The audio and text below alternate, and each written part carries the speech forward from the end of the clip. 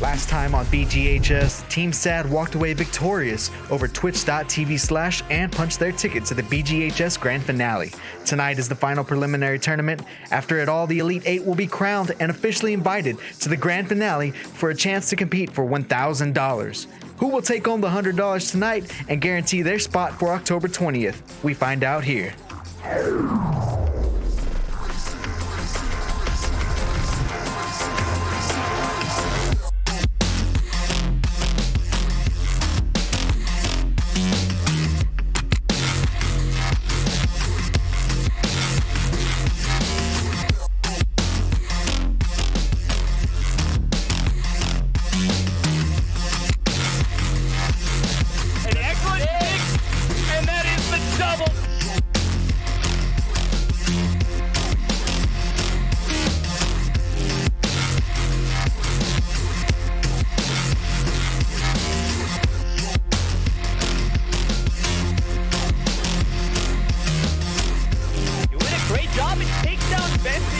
Ninja-like mechanics.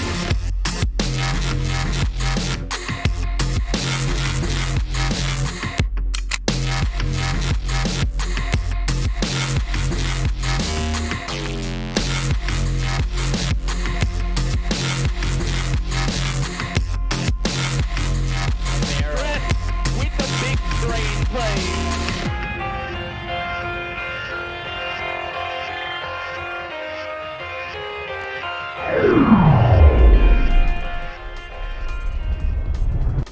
What's going on, everybody? It's your boy Brandon Perez, aka Louis V Titan. I'd like to welcome you because today is the Blam Gaming Halo Series Preliminary Tournament 4, and I'm excited because by the end of the night we're gonna have our whole BGHS Grand Finale bracket full. That's right.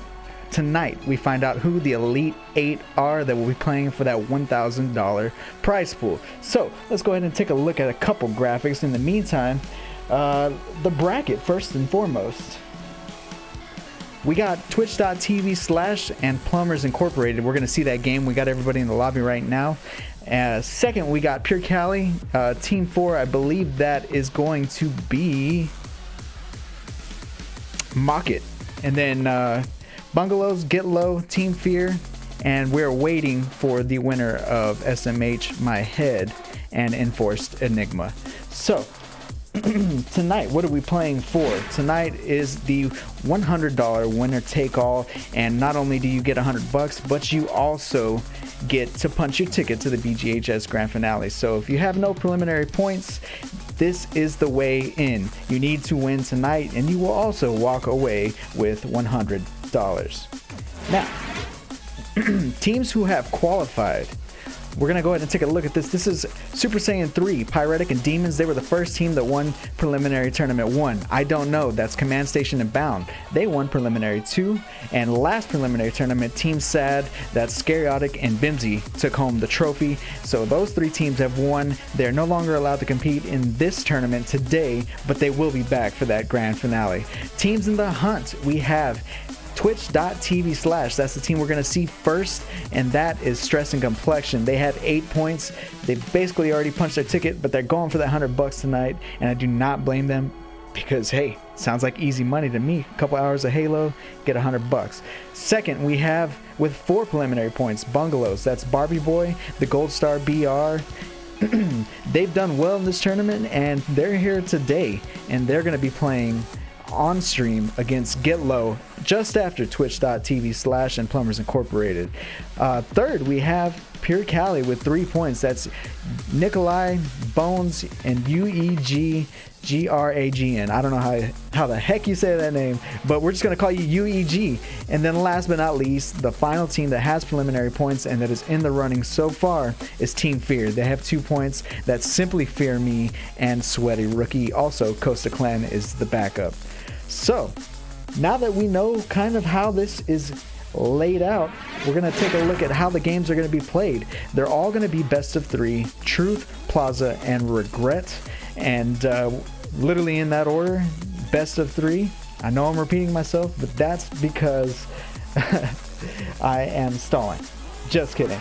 What do we have next? We got placement points. So if you want to get into that tournament, you're nearly guaranteed to get in if you place second or third.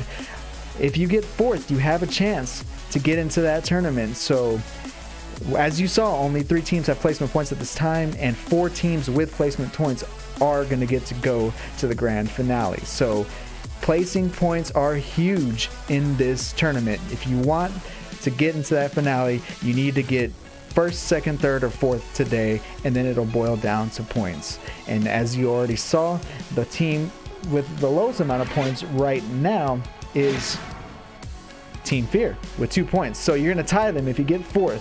So please keep it competitive, and let's get a good team and a good, pool for this next tournament. All right. Hi, is that Goofy?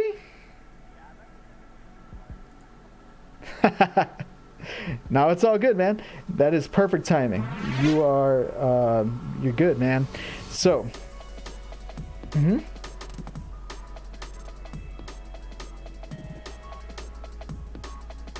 yeah, no problem. Cool, man. All right. So, like I was saying, you want to get into that BGS grand finale. You can see the scroll down below. It's on October 20th. So let's go ahead and take a look at the dates right now. It's 1 p.m. to 7 p.m. Central Standard Time. Right now, it's 7 o'clock in CST. So you can take into account and figure out your own time if you're in a different time zone. But yeah, today is the final preliminary tournament. It's preliminary 4. We got on deck today a couple of good teams, but once again, that first match is going to be twitch.tv versus Plumbers. One other thing that I'd like to take a look at is the merch drops. We're going to have at least one tonight. Those of you that are in the chat, you got to be a follower. You get 1 ticket. You hit ! raffle when we start the giveaway, and then you will be able to enter. If you're a subscriber, if you got that Twitch Prime just sitting in your back pocket, you might as well use it tonight, because subscribers get 5 extra tickets for the raffle for each one. All right, so I think we have all of our casters here now. Nighty and Goofy, you guys are welcome.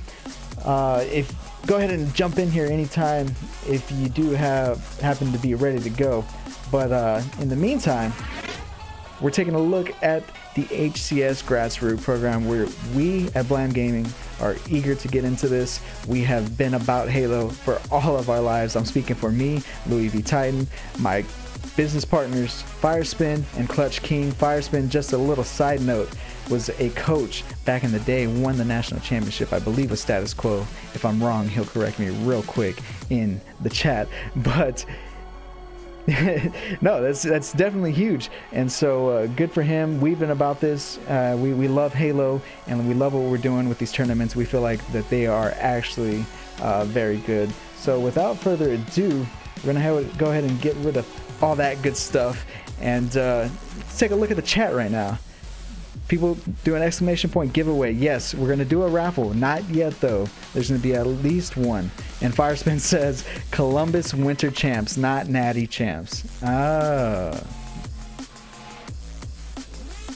Right. And if I'm not mistaken, one of the teams he coached was actually the first esport team, I think, in Halo to get sponsored by Red Bull, which is a huge deal. So shout out to Firespin. He's in the chat right there. Y'all say hello to him.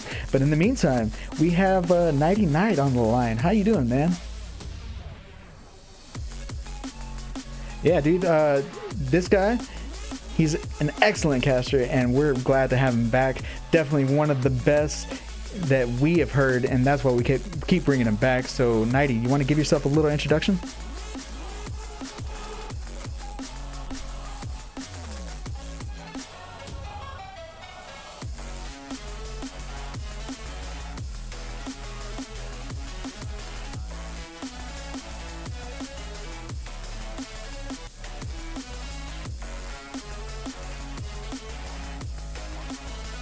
Observer. I pretty much do whatever is necessary at the big events, at HCS, DreamHack, the UGCs, and yeah, it's just been a crazy journey, and I try to help as many grassroots tournaments as possible. There's a lot of people that are trying to get into the scene and trying to build up the Halo community just like yourself. And I feel like I can bring a lot to the table, so I try to do the best I can. And yeah, that's pretty much where I'm at right now.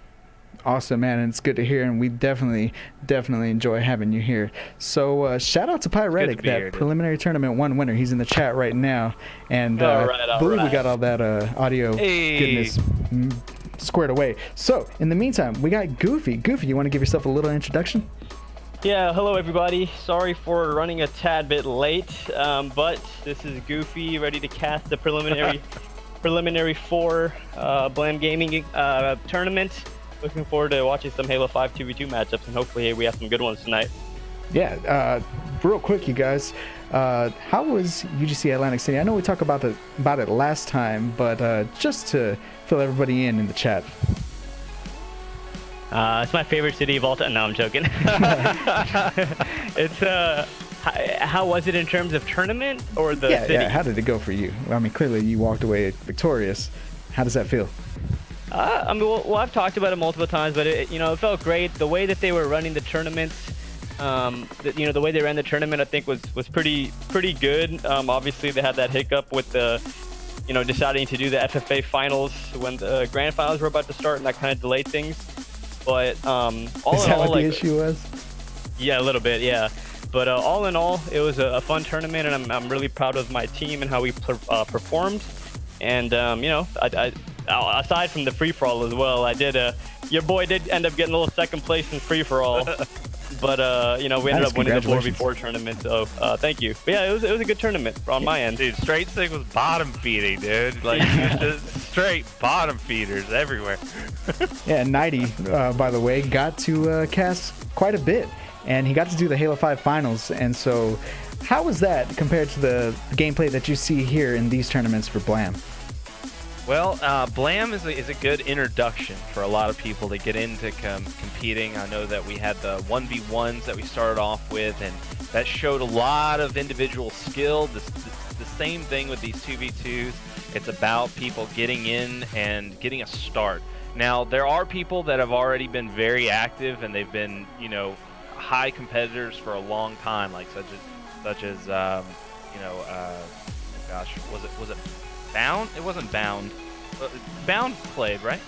Yeah, we do. Definitely have Bound. Yeah. He's, so we've got top competitors, and then we've got guys that are on the come up. So the big difference that you notice overall is that everybody at Atlantic City had their shit together. Like they all knew exactly what they were doing at all times. When you watch the top teams, they were prepared. They had no stone unturned. But then you'll notice a lot of the time in the semifinals, or in a lot of the matches with Blam, that a lot of these guys, that they'll hesitate and they'll make very minor mistakes that you just are not allowed to make at a live event on LAN. And you might get away with it online, but at an event like Atlantic City, where they've got so much more money on the line, it means everything to really come prepared. And with all that experience that they had, it was unreal to be able to watch and to observe and to get to talk about it. Just is real privilege. Cool. So I'm sending out invites right now. We got all the competitors here. We're waiting on one more caster.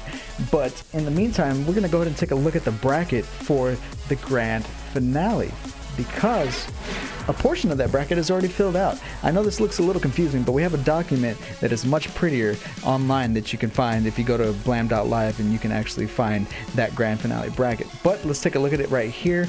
In the first seed, we have Super Saiyan 3. We've got the second seed still filled out, I don't know. And of course, the third seed is Team Sad. So you can already see the bracket already being made tonight, and by the end of the night, we're going to know who the Elite 8 are. They're going to make it into that BGHS grand finale and get to compete for that $1,000 prize pool. All right. I am looking forward to it. I think there's going to be a lot of close series now that we're getting down to like some of the teams that are, because I saw so many blowouts, whereas now I feel like it's just going to be like the people that are just like nipping at those last few spots that are just going to be very close in skill. Absolutely, and we've actually seen quite a few of these teams already play against each other. We've seen very close games between Pyretic and his teammate, and then Stress and his teammate, usually Complexion. They've actually it's a split series.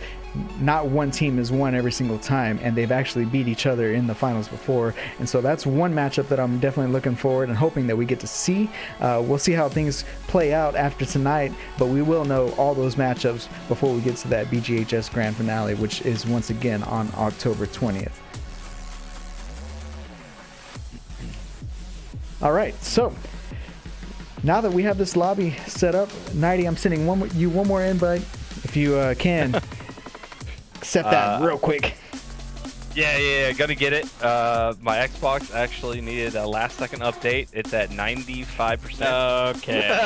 Claims an Xbox update. Bro, dude, I was just playing Xbox the other night, man. This ain't fair. This ain't fair, dude. Hey, it's all good.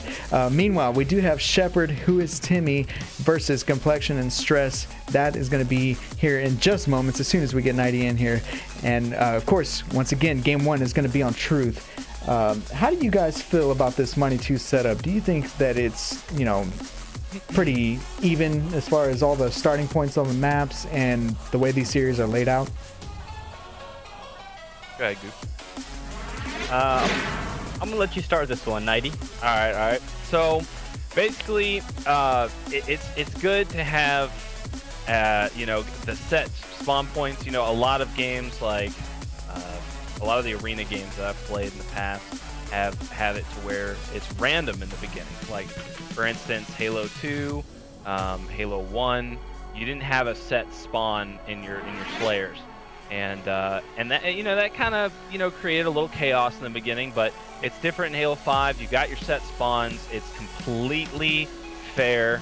You have the exact distance from the power weapons, the power-ups, the power positions, where you need to go on the map. So it's all about strategy, and it comes down to which team is going to be ready and knows exactly what the other team's going to do, or wants to try something else out. And with sprint and all the abilities, it allows for a lot of creativity, especially on a map like Truth, where you'll see players immediately launch out to top middle, and they'll decide which angle they want to get so that they can prevent the other players from going for the camo. Excuse me. The camo is such a very, very important part of that map, so making sure that you have a creative start is very crucial. Absolutely. So we're going to take one last look at the bracket, because we did get confirmation that SMH My Head were victorious over. It's gonna itch my head, dude. Right. Yeah. I don't understand that name. Like, That's what's wonderful about it. Yeah, they were what's so victorious great. over Enforced Enigma, and you're absolutely right. The name does not make any sense. My head. All right, I'm getting in there, Timmy. My bad, dude. My bad. Sorry for holding this up. Coming in hot. Okay, so just a little heads up. Blam Gaming has a YouTube channel. I put a lot of work into our preliminary tournament recaps, and then of course there's going to be a lot of content coming for BGHS, the grand finale, and we're actually going to be splitting up all the games into their own videos and then pushing them out. So you guys in the chat, be sure to check out our socials, go to our YouTube, follow our Twitter, we have Instagram, we got it all. You guys, if you only stick to one social media, let's say it's Facebook, we got a Facebook too. So feel free to drop us a follow, drop us a like, go ahead and do a couple retweets or whatever. Let everybody know that you're watching this tournament tonight and that it is actually getting started here any minute now. All right, invite. Ready. I'm good to go. You got it. As soon as I can get there. Once again, though, tonight's tournament, $100 winner take all. This is the last winner take all tournament. The BGHS grand finale, once again, will be double eliminations. That's 8 teams. And so double elimination, you can see how that can get lengthy, but we're going to be having games running simultaneously the whole night. And hopefully we get that in a timely manner. That way we can retain all of our viewers, because that's really our goal, is to, put on a good show. That's what we really care about here at Blam, and that's what we want to do. So still no invite. So what I'm guessing is that I'm not your favorite on your friends list. Can tell me why this is? Like, why am I not your favorite, bro? I'm just saying, part of the reason you pairing offline. I'm joking. Hell Invite's no. going out. Invite is going out right now. All right, here we go. And boom, I'm in there. Oh, the Pyretic said their team name is pronounced SSX3, not Super Saiyan 3. It's not Super Saiyan 3. Come on. Nighty, make sure to go to Observer as soon as you can, and then we'll get this cracking. Call him Super Saiyan 3 just for like. I know. I mean, longest time. you know what? Now that I think about it, SSX3. It's SSJ3, right? Oh, For Super Saiyan? I don't know, but he's supposedly SSX3 is the best snowboarding game of all time. Oh, Oh, yeah, that's I a know good exactly game. what you're talking about. Real Yeah, good game. I like it. I was gonna use different language. SSX3 is a new favorite to win the tournament. All right, and I am on Well, in Did the I break meantime, the lobby? yeah, I think so. It's all good though. Right now, we're looking at Truth. So this is a little bit of a cinematic view. Of course, you got top mid. There's no sword in this version, but there is, plasma pistol. And what do you think the most important weapon that's on the map is, Goofy, for Truth? So I wouldn't even say it's a weapon. I think the most important aspect of Truth is the camouflage. Camouflage, and we're looking at it right now. Yeah. So let's clarify. I think the most important aspect on Truth is teamwork and working with your teammate, just because of the type of map it is, and unlike Plaza, where you have the overshield, you have the sniper rifle, and it's a much larger map with a bunch of different angles. A map like Truth, it's like the classic midship style gameplay where it's all about working together with your teammates. But if I had to pick a certain power weapon or power up, it would definitely be the camouflage. Comes up every 2 minutes, and teams typically fight for it right after break. And it's very important to try to utilize that camouflage as best as you can. You have the silent pistol that is very effective with the camouflage. It's a deadly combo, and you also have that green gun, right, top middle. So there's a couple different aspects that you can use when it comes to the camouflage. But like I said, ultimately it's going to come down to teamwork and just working together with your partner. Absolutely, and definitely I feel like map rotation is huge on Truth, and Regret also, but Truth I feel like even more. There's a lot of lines of sight on the map. You can basically shoot anybody from nearly any point in the map, And so, I think it works very well for doubles. I think a lot of the maps in Halo 5 work really well for doubles, especially the ones that we play. And I feel like doubles in general on Halo 5 is pretty good. It's pretty competitive. You can make your way across the map faster than you can in games like Halo 3. And so the gameplay is actually sped up, or you can slow it down too. So it's definitely a good mix for doubles on Halo 5. Yeah, I mean, it's the best map ever made. I mean, let's just put it like that. I mean, midship, Is that why Halo they keep bringing 2, it back? Heretic, Halo 3. It's the best map. What do you think they're gonna call it? An Infinite? Right, that's a real thinking question. about that. I think someone tweeted idea. that out the other day. Big What goofy purple name are they going ship. to come up with? I don't know, man. Unintended. I don't know, dude. I don't know. No, it is a great map. It just, I don't know, I feel like across multiple different, well actually no, that's not true. I think for Halo particularly, it is a great map. I can't even explain it. Obviously it's symmetrical. I think just the lines of sight are very, they complement the style of Halo really well. Yep. I don't know, it's definitely a great map, and one of my, I don't know if it's my favorite of all time in terms of Halo, but it's definitely one of my favorites. Absolutely, and since we're killing time here, we're looking at Plaza now. Plaza, the only map in this rotation that has a sniper rifle, and I know that definitely it's a hot commodity. How important do you think that weapon is in that map? Your voice cut out for me for a second. You asked in terms, what was the question?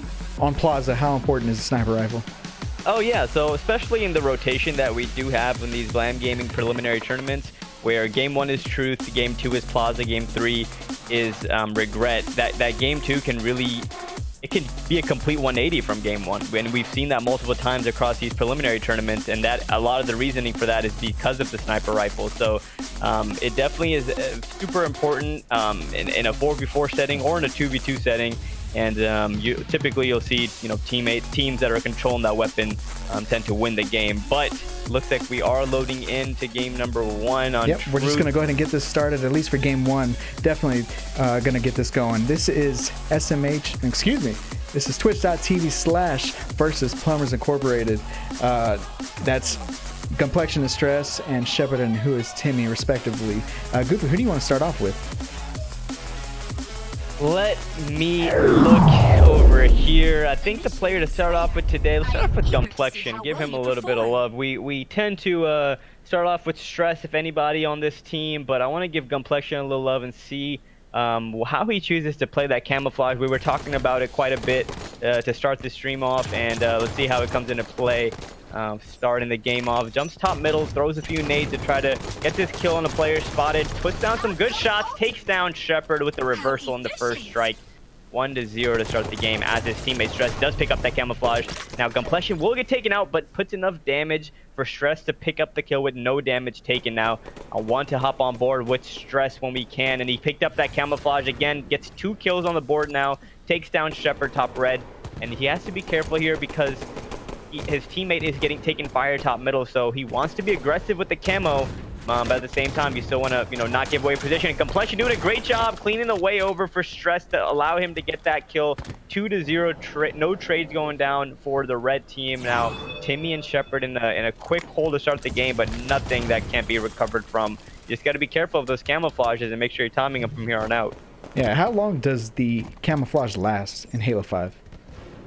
So the 60 camouflage, seconds? yeah, and again, I haven't played this game in a long time, but I do believe 90 would know. 90 camo is 60 seconds in Halo 5. No, it's 45. It's 45 seconds. I knew that answer. I was testing you guys, and 90 passed.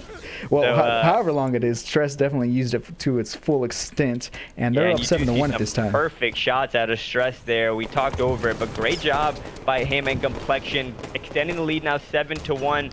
And yeah, going back to Titan, what me and Titan were talking about, that camouflage does last 45 seconds, and that's a long time when it comes to these 2v2s, and more than enough time to make one play. Sometimes it's enough time to make multiple plays with it.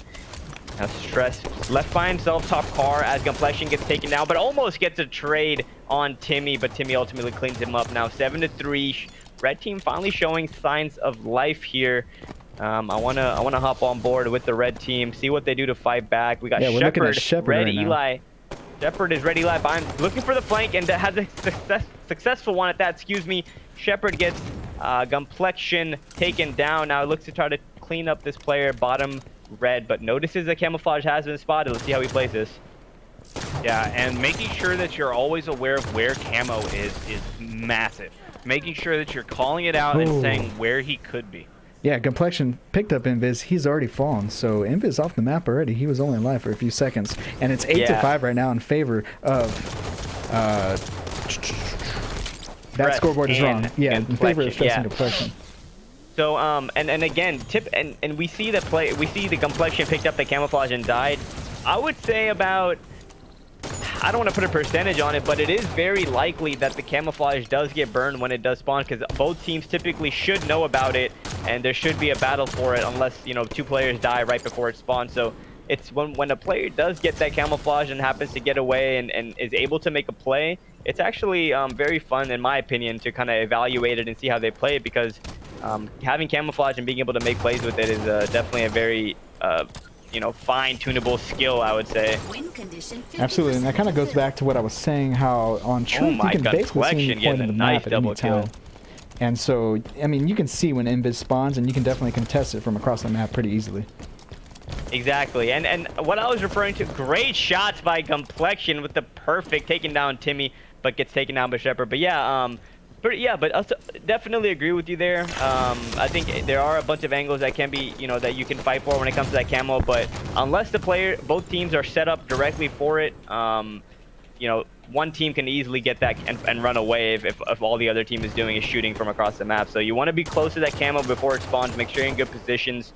You see Complexion has taken a lot of fire, but manages to get his shields back now. Rushes the player bottom blue, takes him down. Shepard goes down bottom blue now, allowing Complexion to freely push towards the middle of the map, looking to help out his teammate Stress. Take down the player in P2. Timmy didn't stand a chance. Great shots by Complexion, getting taken down by Shepard. Now 17-7, lead in favor of Stress and Complexion. Yeah, Stress got that gun, green gun right now. They are really like making sure that they're always pressing the same target. They're never going after their own individual kill. They're always looking at the same people, putting in shots, turning their head if they need to, and immediately trying to stay alive. Like, they're doing such a good job right now. Definitely. That's kind of what we would expect from these two, right? So we've seen Stress and Complexion across some of these preliminary tournaments. I believe they've played in all 3. I know they for sure have played in 2. And I'm, you know, to be honest, I'm a little surprised that they're still here in this 4th one. I thought they would have punched their ticket to the grand finale, but no worries. They do have more than enough points to make that spot. But you know, playing in the final preliminary tournament to try to get that $100 and guaranteed, you know, ticket punch to the preliminary finals, you can't blame them. And yeah, like I was saying, I really think that Stress and Complexion could be one of the favorites here to go all the way, in my opinion. But you know, any of these teams can come out hot and prove me wrong in a best-of-3 Slayers. Anything is possible, and you know, I expect to see some good matches. But game 1 is starting to look like it's going to be, you know, wrapped up pretty soon here. 22-9 in favor of Stress and Complexion. Now Stress, bottom car, knows there's a player above him. Tries to be sneaky here, does the wiggle walk a little bit, spots Timmy, puts down some good shots and gets taken down. Timmy gets taken down. Now last guy is top car, and this kill will be perfect from Complexion. Now 24-9, one more kill and we'll seal the deal here in game 1. Let's see who is going to be that final target. We have Stress on the car side. We have Complexion rushing into top blue like a maniac. Stress puts down good shots on Timmy and takes him down without Complexion even having to shoot him once. Great game for the blue team. Complexion and Stress taking that one-handedly. 14 for Complexion, 11 for Stress. On the other side, 5 and 4 for Shepard and Timmy. Like we said, though, game 2 can usually be a, you know, is very, very likely to be a complete 180 from game 1 if you manage to, you know, to control that overshield, manage to control that sniper rifle. We could see a whole different Shepard and Timmy here in game 2. Absolutely. Both Stress and Complexion getting double-digit kills. That's what you like to see. Very strong performance right off the bat out of twitch.tv/. So let's go ahead and take a look at the series outlook. Well, it is updated now. Game 1 went to twitch.tv/. And so, you know, Goofy, what do you think they did right to really take that game away pretty easily? Well, I think Halo 5, I've said this time and time again, Halo 5 is a very snowball type game, whether that be 4v4 or 2v2. And a lot of that snowball is determined by how the game starts off, especially on a map like Truth. So we saw Gunplexion and Stress kind of get that camouflage and go on a roll to start the game. They were up 7-1 before we knew it. And they kind of just did a good job, you know, keeping that composure through and through. So I would definitely attribute a lot of it to the way the game started. I want to see a stronger start from the red team here to start off Plaza. Absolutely. And real quick, an update on the bracket. It sounds like Mocket has advanced past quarterfinal 2. That's Pure Cali falling to Mocket. That's a new team in BGHS. Mocket, you know, showing up strong, making it to semifinal 1, and they're going to play the winner of this game. Has arrived. All right. Yeah, good job. I also want to say that Stress was landing some crazy plasma pistol shots. That man is the king of the noob combo. Oh yeah, that green gun is deadly, man, especially in Halo 5. Hell yeah. Starting off game 1, let's go ahead and start off with Stress, pushing towards that overshield along with his teammate Gunplexion. Looks like they're making an aggressive play to top middle. Actually scratched that. Looks like Gunplexion took a sneaky route, decided to assassinate Shepard, who did burn the overshield. Now great shots from Stress to make the lead 2-0. Not a great start for the red team. You know, I just spoke about how they had a slow start game 1. Let's hope they can turn around here in game 2. Yeah, and I like how Stress is immediately watching for that plasma pistol, because if they get get their hands on that, that is exactly what they want to take out that overshield. Gunplexion though with the sniper, and see if he can land some good shots here. He knows exactly where they're coming from. Stress is watching his depth cam and going to communicate that. Rare miss there by Complexion. Decides to relocate, and I like that decision. When you do have the sniper rifle, it's obviously you are the main point. You're the main target for the opponent, so you want to, keep them on their toes. You want to be rotating from side to side if you can. And then that's what we see Complexion doing. Hits a body on Timmy, but can't get that kill. Spot Shepard almost gets the quick skill, baby. That was my haircut. Yeah. And, good grenades coming down, almost gets taken out. That would have been a very surprising kill, if you ask me. But Complexion doing a good job staying alive. Jumps back up top glass, tries to get an angle on Timmy, but Timmy says no and gives him no room to try to scope in and get any sort of nerdy angle. Now Complexion, again, decides to relocate, comes out from the tunnel this time and knows there's a player top garden ledge. He's doing the wiggle walk, so we know he's wary right now. Doing the wiggle. Gunplexion landing some excellent shots, gonna take out Shepard, and now trying to stay alive, but that player's right above him, not gonna be able to land the no-scope. Yeah, Timmy was very active. I feel like every time Gunplexion was taking down the one shot, it was Timmy putting down the shots, and now finally getting that kill. Good job. I want to switch on over to him, choosing to push into the garden here. Takes the fight with Gunplexion. Actually, he decides to back down, but his teammate is right there. Shepard and Timmy doing a great job using that bait and switch classic tactic. 3-3, the game's tied up, but the green gun shot goes down. Stress makes him one shot, but decides to back up. Let's see if Timmy can stay alive here and work with his teammate once again. Shepard does have the sniper if you want to hop on board with him. Does a great job double body shotting the overshield player before he can activate. Takes him down and now takes down Stress. Shepard putting on a show, taking down the overshield. Sniper rifle still in hand, and the lead by 2. Yeah, they're doing a fantastic job at just countering every push and movement that Stress and Gunplexion make. They are always on top of them. Shepard there had a perfect angle and was lined up, but did not take the shot. And I guess I don't know, that was just bad timing to YY or something. Timing, yeah. Yeah. But yeah, so far they're looking a lot better. I think their confidence is a lot different with the sniper. Yeah, and we've seen that often, right? Where a team looks completely flat game 1 on that truth, and it looks like they're almost outclassed, and then game 2 comes around, and I want to say 8 times out of 10, that team that was getting dominated game 1 is in the lead, if not right there in the game. So that's why you got to enjoy the way that Blam Gaming has kind of spread out these game types and the rotations. I think it allows for some great viewers, for a great viewer experience. Stress here, gonna make sure to cover this angle, listening to his teammate. He only knows where one of them is, but he gets the body shot. Fantastic work by him, and Gunplexion gets the trade. They are up by 1 now. They have control of the map. Now they just need to find the spawns as soon as they can. Yeah, let's see if Stress can peel some wigs with the sniper. He is up. He does have the lead by 1. and their team did win game 1, if you recall. So Gunplexion goes down to a battle with Shepard, but Stress throwing a great prediction grenade and cleans up that kill. Now leads still by 1, and he did a good job to explode that barrel earlier, so he doesn't have to worry about getting you know, nuked. But Stress, he's a player bottom snipe and chooses to be sneaky here. Let's see how he plays it. Hits the body on Timmy, pulls out the pistol, almost gets in a sticky situation, but manages to clean up that kill. Now Stress doing the rotations we talked about. Complexion takes out Shepard on the other side. Here comes that overshield. Stress pushing right up for it. Does manage to pick it up. Overshield and sniper rifle in hand. Lead by 4. This is not a good spot for the red team. You want to do as much as you can to melt that overshield, but at the same time, you can't be giving up deaths here, getting towards that midpoint of the game. Yeah, and I think they are doing a good job at that, making sure that they stick together here. Oh my God. But one little peek, and that's going to be a killing spree for Stress. Fantastic work out of him.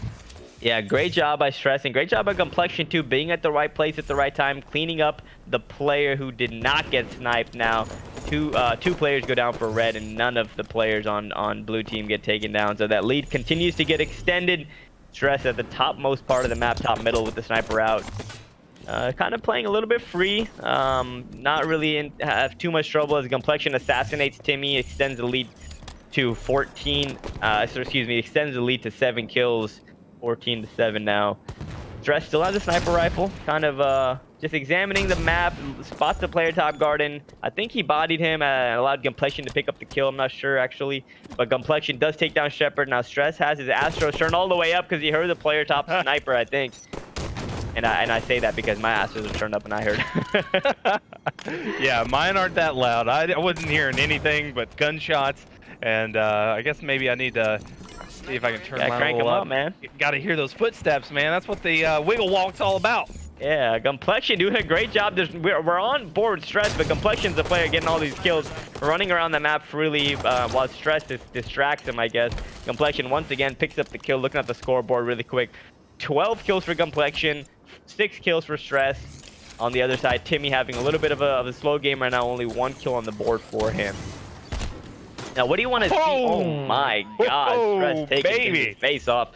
What do you think the red team, or what would you recommend a team do in this position when you're down by 12? You know the other team has a sniper rifle. They're not really missing. How do you, what can you do to kind of, you know, dilute the situation, I guess?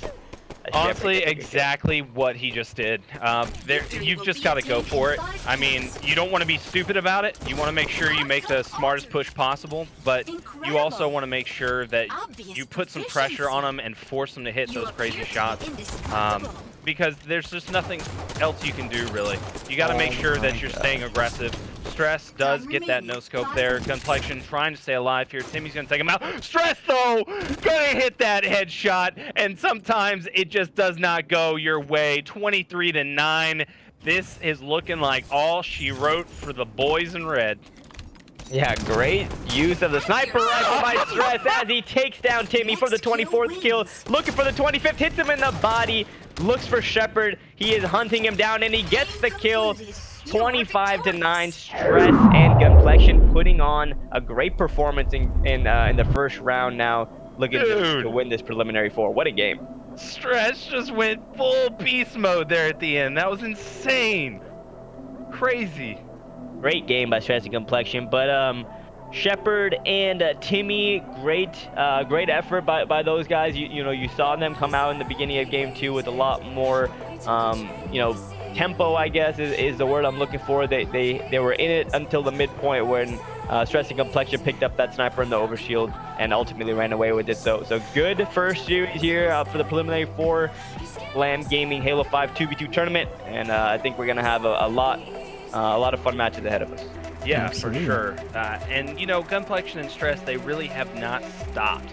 They have just kept going, competing, trying their best, accumulating the points, and they have been acquiring so much practice that I feel like once they do get into the grand finals and they're playing, you know, against all the other winners, that eventually they're going to hit this stride and they could possibly gain some momentum and maybe cause some upsets because they are just so determined and they look so good. That killing frenzy out of Gunplexion and then 6 snipes from Stress with only 4 deaths across the entire series. So both games dropping 1 death in game 1 and then 3 deaths in game 2. That is wild. Absolutely, and now that we know who has won quarterfinal 1, semifinal 1 is set up. It's going to be Twitch.tv versus Mocket. Once again, Mocket taking out Pure Cali in quarterfinal 2. So good job to Mocket coming in and really, making a name for themselves. But next, we're going to see Bungalows versus Get Low. That's going to be GRM Bacon Blade and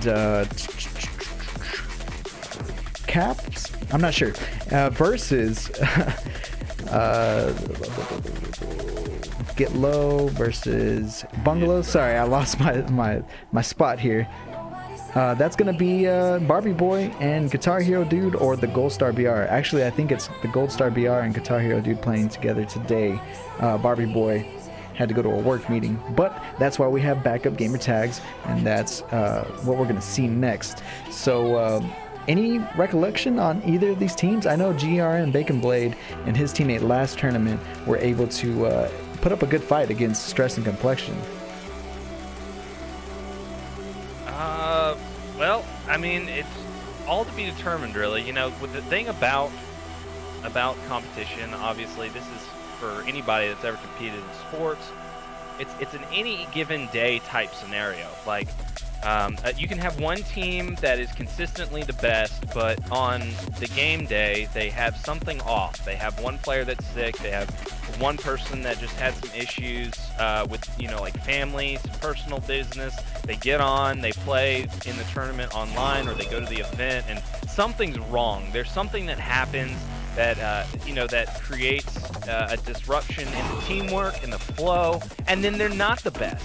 So then another team has an opportunity to perform better. So it's really hard to say. Like, obviously there's huge skill gaps, and you can say that, oh, well, Renegade and Shotzi, if they were to play against Joe Schmo 1 and 2, yeah, they're going to take that 10 out of 10 games. But when you get up to the top and you start talking about these teams that are very close in skill and very close in teamwork, and it's very hard to say, like, when the pressure's on, which team's going to come out on top. It's very hard to predict those kinds of things unless we have a very large sample size. But unfortunately, we just don't get to see them as much. So it's a tough call, really tough call. Yeah, so we have Barbie Boy playing with Guitar Hero Dude, correct? Either Barbie Boy or the Gold Star BR. Okay. Those are the 3 in that team. Okay, I got it. Yeah, I would say that I definitely remember, watching Barbie Boy and Gold Star BR play it in one of the preliminaries, and they were impressive, in my opinion, and I would expect them to have a good showing here in the series, whether that be, Gold Star BR with Guitar Hero Dude or Barbie Boy with Guitar Hero Dude. I specifically remember them having good teamwork and doing a good job of kind of timing weapons and power-ups. So I'm going to be looking out for this team, Bungalows, and see if they can make it to this grand finals ultimately, and possibly, win or punch that ticket to the finale. So I'm going to be looking out for Barbie Boy and Gold Star BR's team. Absolutely. Well, while we get this lobby set up, we're going to go to a quick break. You guys don't go anywhere. This is going to be highlights from the preliminary tournament 1. So please enjoy them, and don't go anywhere. We'll be right back. Series features Team Pure Cali versus Team Bungalows, respectively. Nikolai and Bones versus Barbie Boy and the Gold Star BR. Pure Cali came into game 1 ready to make a statement. Bones is going to multitask and finish off Barbie Boy. Then moments later, Nikolai able to take out the Gold Star BR. That's a 5-0 lead to start the game. A minute later, it's 7-4 in favor of Pure Cali. Bones is going to perfect the Gold Star BR. Active Camo gives him the opportunity to deal more damage to the enemy on window. Barbie Boy with the stick on Nikolai, that was a huge play. He stays alive. Mid-game now, competition is starting to heat up. Gold Star is forced to keep moving despite being one shot. He throws the perfect nade and is able to clean up Nikolai with the nade shot. Soon thereafter, things are all tied up. Kind of got to be careful here if you're Nikolai. As I say that, he gets nice shots down to take down Gold Star BR. Now his teammate Bones cleaning up Barbie Boy. And Nikolai and his opponent are fighting on the bubble side. Oh, what a play here from Barbie Boy. He leaves the player in the bubble. He's going to jump up top mid, help win this fight, but oh no, Gold Star BR goes down. Because that blue team's going to get the camo. Who's going to pick it up? It's going to be Bones. And that same camo is going to allow Pure Cali to expand their lead. Bones with a beat down on the Gold Star BR. Meanwhile, Nikolai cleans up Barbie Boy. They lead 19-15. In the final 3 minutes of the game, things remain competitive. Barbie Boy is going to challenge Bones, but chooses to reload mid-fight. This will cost him his life. Meanwhile, the Gold Star BR is going to spot Nikolai clambering top mid. Easy 3-shot beatdown for Gold Star BR. It's 21-19 in favor of Pure Cali. And in the final play of the game, Nikolai and Bones are going to be able to collapse on Barbie Boy. Nikolai is going to chase the Gold Star BR into red 1, eventually securing the game-winning kill. Pure Cali wins game 1, 25-19. Game 2, as usual, is on Plaza. We picked this one up a couple minutes into it. Both teams neck and neck as kills seem to rotate throughout the start of this one. We are all tied up at 6. Moments later, the battle for second overshield commences. Bones is going to guard the spawn with his life as Bungalows contest for OV. He's going to get melted. Goes no shield, but they couldn't find the headshot. You have gained the lead. Accidentally gets the kill. Wow. That's crazy. 30 seconds later, Pure Cali continues to apply pressure. They're able to switch off each other's fight and clear the playing field. Pure Cali leads 10-6. Bungalows need to stop the bleeding. The Gold Star BR picks up the light rifle and starts to cut back at that lead. He takes out Nikolai no problem, then peeks across map and picks off Bones. That ties the game once again at 15 apiece. After another round of trading, Nikolai lands the body shot on Barbie Boy but is unable to finish the kill. Gold Get the Star double kill. VR with the nasty double kill, getting his team the lead by 2 kills, 19-17 now. 3 minutes left on the clock, score still tied. Bones gonna chase down Barbie Boy and take him out, but the Gold Star BR isn't far. He's able to prevent Bones from regaining full shields and clean up the kill. We are still tied up at 21 all in game 2. 1v1 here between Bones and Gold Star. Gold Star wins it. What a huge win there. He's going to go for the sniper now. His teammate's shooting him in the back, and that's going to be a 23-21 lead. The Gold Star BR able to put the snipe to work and extend that lead by one more kill. Final kill of the game will also go to Gold Star. Bungalows claim victory, and just like that, this series is headed to a decisive Game 3 on regret. No surprise here, this one starts hot. Gold Star BR applying copious amounts of pressure. Uh-oh. Getting chased down. It has to reload. Overshield gets entirely wasted, but 3 kills for an overshield, that's pretty good.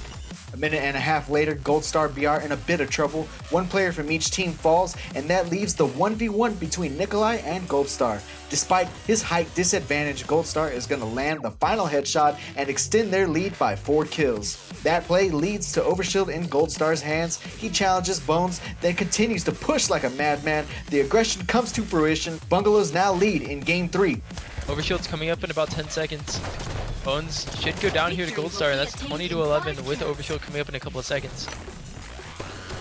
Gold Star VR seems to always pick up overshields and time the important power-ups on the map. And as I say that, he takes down Nikolai to extend the lead 21-12. Utilizing that Overshield, Bungalows are able to continue the beatdown on Pure Cali. Nikolai will challenge the Overshield, but he falls to Gold Star. Bungalows now need 2 kills to advance to the semifinals. Fast forward just a bit, and Pure Cali feeling the pressure in blue base. The aggressive nature of Bungalows in Game 3 proves to be the difference. They advance to the semifinals over Bungalows. The second series in the Blam Gaming Halo series featured Team Envy versus Team Sumerian. That's Vimsy and Command Station versus Solryan and Gamma Ray. We start game 1 off with Vimsy. He's going to spring jump to top mid and apply pressure to both Gamma Ray and Son Ryan. Gamma Ray will fall first, then Command Station comes through with a cleanup on the remaining player for Sumerian. Envy quickly take the lead. Jumps up into the window, leaves the player basement, and is going to 2v1 the player on Eli, and then turn around and kill the guy basement. What great teamwork there from the red team. Sumerian really struggled to get things going in game 1, and things continued to get out of hand. Command Station with the killing frenzy, and you see that Top Gun Metal picking up the double kill, 17-1 lead. This is a brutal game 1 if you're a fan of the members of the blue team. As expected, the beatdown continues to a 25-4 victory in game 1. We're going to skip the rest of the lopsided series as the assault continues well into game 2. Envy wins that game 25-12. There were 2 matches played off stream, quarterfinal 1 and quarterfinal 3. In quarterfinal 1, Team Super Saiyan 3, featuring Pyretic and Demons, outlasted their opponents to punch their ticket to the semi-final 1, thus setting up our next highlights. Team Super Saiyan 3 versus Team Bungalows. Interesting start to game 1. Bungalows have Demons pinned in Red 1, but leave themselves open to a flank from Red Street. Pyretic takes out the Gold Star BR, and Demon hustles to mid and lands a melee body shot combination to take an early lead. 2 minutes later, it's Demons with a chance at a camo play. He will land shots on both enemies, then singles out Barbie Boy. Listening to his comms, he's able to locate the Gold Star BR for the double and take a 7-1 lead in game 1. Bungalows need to reduce the deficit, and they start to do so. In the 8th minute of the game, Barbie Boy drops Pyretic, then rushes to blue 1. The sprint prevents the full heal, and as a result, the trade comes in with Demons. Score now 11-6, still in favor of Super Saiyan 3. A minute later, Demons is in Viz again. Collectively, they continue to apply pressure. This will force Gold Star BR out of the top blue into the hands of Demons, and ill-advised Barbie Boy is going to follow. He also gets mopped up by Demons. Bungalows now down by more than 10 with approximately 6 minutes to go. Later, the Gold Star BR finally starting to get comfortable. He's going to drop Demons with the help of his teammate, then moments later lands the headshot for a double kill, reducing Super Saiyan 3's lead to 9. Super Saiyan 3 never lose their lead though and take game 1 25-12. We start game 2 from Pyretic's point of view. He's got the sniper in his hands. He will miss the quick scope on one but lands the headshot on the Gold Star BR. That grants a 4-2 lead. A minute later, same life for Pyretic. He takes out Barbie Boy with the combo, then lands some great shots on the Gold Star BR. Definitely just got negated and melted. Big double kill for Pyretic, and Pyretic has yet to die, now with overshield and a stacked sniper. His enemies are challenging from gold. Oh, what a shot there! baby. No surprise here, Pyretic drops the Gold Star BR to achieve the killing frenzy. Is there any relief in sight for Bungalows? The answer is no. The frenzy has ended, but this isn't Battle Royale. Pyretic respawns and gets the final kill with a no-scope Magnum combo. Super Saiyan 3 punch their ticket to the finals with a 2-0 sweep of Bungalows. In quarterfinal 3, Team SAD featuring Scariotic and Critty sent FTP home empty-handed, bringing us to semifinal 2. Team SAD versus Team Envy. Team Envy starts off hot in game 1 with exceptional teamwork, Command Station dealing all kinds of damage. Vimsy lands a late melee, but Command Station cleans up Critty. Envy lead 3-0 early in game 1. 2 minutes later, same story, different point of view. Team Envy are gonna cruise to an 8-4 lead with 9.5 to go. However, Scariotic and Critty will not go down that easily. Scariotic has no fear, in fact, a bit of animosity. And Vimsy gets absolutely destroyed. The body disrespect coming there from Scariotic. Less than a minute later, his aggression continues. Scariotic cleans up Command Station, and like a brainless zombie with excellent hand-eye coordination, he challenges Vimsy top red and prevails. SAD now only trailing by 1 kill. Moments later, Scariotic is on a killing spree. He drops down on Vimsy to effectively double team his opponent. SAD able to turn the tables and take a 4-kill lead. Next play, Critty misses a few shots but elects to take the lunge instead. He then is able to assist Scariotic, and why hide it, the disrespect continues between these teams. Unfortunately for Envy, they cannot regain the lead. Teamwork between Scariotic. All right, everybody, welcome back. Once again, I have our pros here. It's Goofy and Nighty Night. Guys, how we feeling after that last match? Feeling good, feeling good. We saw Stress and Gunplexion kind of, I would say, pretty handedly take that series. Now here, coming up next, we have Gold Star BR, Guitar Hero Dude, and taking off Bacon Blade and Halo Elite. So I'm thinking and I'm hoping we'll have a little bit of a tighter series here in front of us. But, you know, so far so good. Absolutely. We got, like you said, El Halo Elite, GRM Bacon Blade versus the Gold Star BR and Guitar Hero Dude. Game 1 is going to be on Truth, and so we're going to get that queued up. But in the meantime, Nighty, who do you want to start with whenever we get in? Oh man, I'm a big fan of Gold Star BR. I've seen him in a lot of like FFA finals. I've seen him competing a long time, and I just know that he's like individually nasty, and he puts in a lot of time. You see, he's got his level 150. So he's put in almost the maximum amount of time you can put in across Halo 5, almost leveled out there. He's got 1 more to go, but you know, he's just a grinder, man. I really want to see how he starts this one out. Absolutely, we're still loading in, but in the meantime, we are looking at a couple of shots of Truth. That alternate pistol I mean, is it Silent not? pistol. Yeah, is it not like almost a power weapon? That thing is lethal. Yeah, I would say that it can be a power weapon in scenarios. It's like we talked about earlier, especially when the player has camouflage and manages to get that silent pistol. I would call that a power weapon. So yeah, that is something to think about. But you know, let's see. I want to check out this opening start and see what team gets that camouflage at the start, and kind of how they choose to play it. If they're going to be aggressive, they're going to be a little sneaky. Let's see how it plays out. All right, I like his decision here. He's going to jump top middle, get the best position on the map, make sure he gets some good information. He knows exactly where both players are. He kills one and now is pushing the second. Oh no. Runs out of ammo, but re-challenges and cleans up the kill on the camo player. Perfect play by Gold Star BR.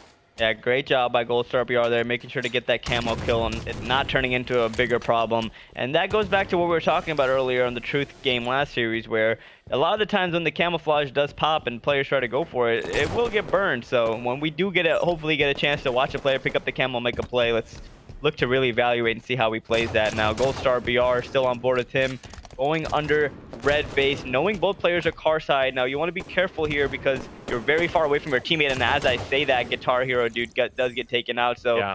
Right there, Gold Star BR had a kind of a decision to make. He was like in front of red, and he could have chose to go top middle or you know, pink side, pink 2, but he kind of decided to go inside of red, which ultimately was the longest distance from his teammate, which caused the other player on red, excuse me, who is that Guitar Hero dude, to be taken out. So Gold Star BR having a somewhat of a good start, a little bit of a mishap there with that final play, allowing him and his teammate to get taken down. But now putting down shots, Blue Street, 2 players spotted. He is one shot, throws a grenade to try to protect himself, and now his teammate Guitar Hero dude finds himself trapped under blue as well. Both players are in trouble here. Guitar Hero to get taken out, but great nade by Gold Star BR, taking down Halo Elite.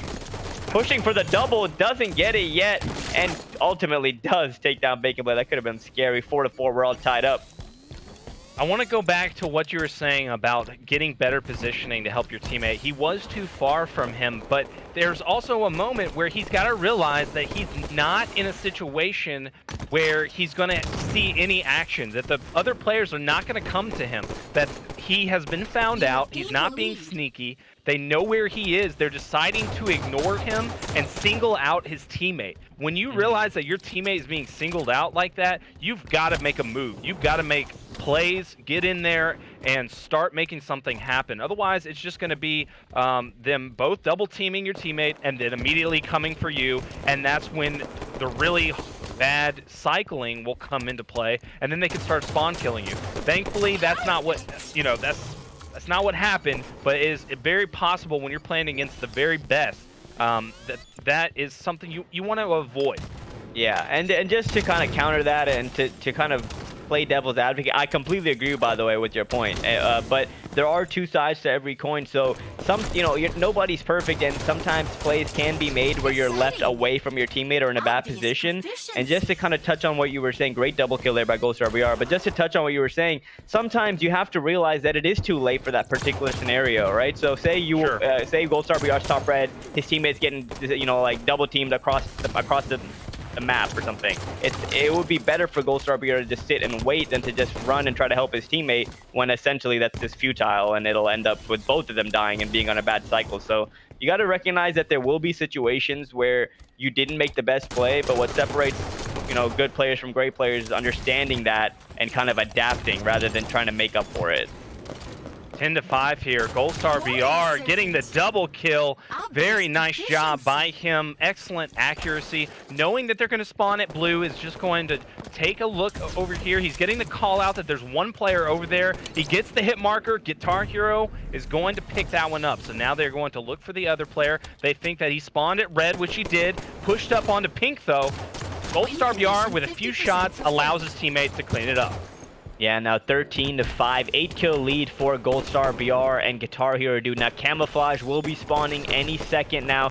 Good trade by Gold Star at this point. When you're up by 8 kills and you're halfway to the to the finish line, or more than halfway, a trade is never a bad thing. Now hopping on board, with Guitar Hero Dude, who does pick up the camo and manages to stay alive. First camouflage we will see in play during this game. Now decides to put down shots, and that's a great time to do so. Even though you have camo, that doesn't mean you can't shoot your gun. He notices a player out of position and takes him down. Now gets his camouflage back, decides to flank Bacon Blade, takes him down. 10-kill lead for the red team. Looking like they're gonna have a smooth ride into game number 2, but nothing is over until it's over. Goldstar BR, Guitar Hero Dude, great shots on Halo Elite, takes him down. Now the other player on blue team, that's Bacon Blade, also gets taken down by some perfect shots. Goldstar BR and Guitar Hero Dude making it look kind of easy here in game 1. Yeah, 18-6 right now. It is getting a little crazy. Goldstar BR not missing a beat. They're trying to pinch these players right now into the base. They're doing a perfect job at that. Oh, Goldstar BR going to go low, seeing his teammate going high, putting some nice shots there, going to play super aggressive, trying to take him out before his teammate can spawn. Halo Elite does not want to go down, though, and allows Bacon Blade enough time to get there and help. Yeah, not only does Bacon Blade pick up that 1 kill, but he picks up the next as Guitar Hero gets taken down by a precision grenade from Bacon Blade. Good job. Then that all started with Halo Elite staying alive. That just goes to show how important it is to milk your life as long as possible. Never be an easy death, especially in 2v2s. Halo Elite on the other side of the map takes down Guitar Hero Dude. You know, tries to stop the bleeding, but at this point, 20-9. It's kind of a tall task here for the blue team. Bacon Blade is taken down to 1 shot as Halo Elite and Goldstar trade. Guitar Hero Dude takes down Bacon Blade with that camouflage spawning pretty soon. Yeah, it should be up any moment now. Guitar Hero Dude setting up at Pink 2 to get a good position on it so that they can protect it. Top middle player going to try to be contesting for it. Gets taken out. Fantastic shots there. Goldstar BR with the camo. And now we've got a camo player in play trying to avoid both players. The beatdown is got. That was a good trade. Wow, yeah, that was. That's acceptable. Now, top middle control by Guitar Hero Dude.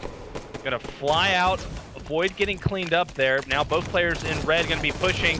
The nade does take out Guitar Hero Dude. He got smacked in the face with it. That was very unfortunate. and there's a little bit of a comeback coming here. Yeah, you see that happen Halo sometimes Elite. as well. Right. Yeah, and you see, when a team is up, 23-10 or 24-12, they'll kind of make silly pushes and sometimes die 2 down. But this game is still 99% in the bag of the red team now. As we hop on board with Goldstar BR in the window, trying to put down shots across the map, but Guitar Hero Dude gets taken down, leaving Goldstar BR in a vulnerable position in the middle of the map. Tries to find cover, but doesn't have enough time as he gets rushed. And just like that, somehow weasels his way under the base, but gets taken down. Halo Elite takes him out. Guitar Hero Dude gets the 24th kill now. 1 more to go. 17 on the other side for blue team. And I'm actually happy that we're seeing the blue team put up a little bit more of a fight towards the end of the game, even though I've been saying it's pretty much, it is over. But I've said this time and time again that the final kill here for Goldstar BR, ending the game 25-17. But just to quickly conclude what I was saying, it's very important, even if you're gonna lose that game 1 and it's kind of a blowout, it's important to end it on a strong note. It's important just for your mentality, for your teamwork going into next game, and just your general chemistry. You want to end on a good note, even if you lose the game, so you can start off game 2, kind of riding that. So here we see game 1, 25-17, a little bit of a comeback from the blue team, as you were saying, but Goldstar BR and Guitar Hero Dude do make quick work of that game 1, moving on to game number 2. So 16 kills for Goldstar, 7 deaths, positive 9 for him. On the other side, Guitar Hero Dude putting in his work, 9 kills, 10 for Halo Elite, and 7 for Bacon Blade. What do you expect to see here in game 2, Nighty?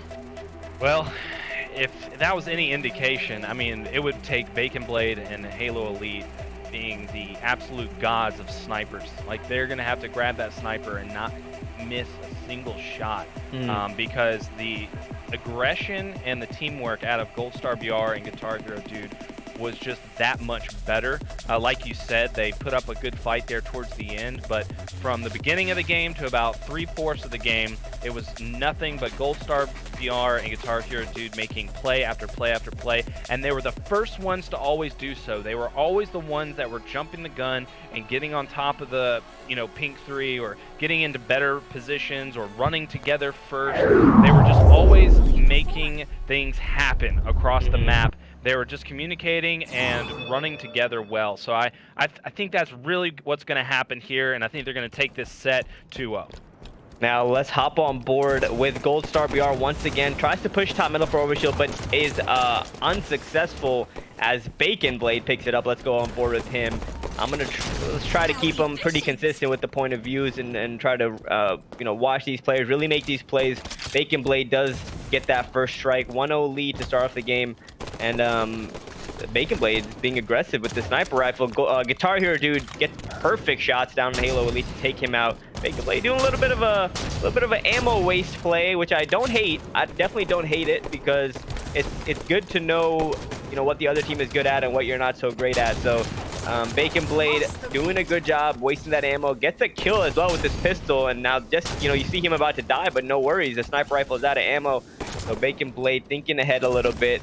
The game is tied 2-2. No problem if you know, make the sniper go out of play. That's not a bad thing.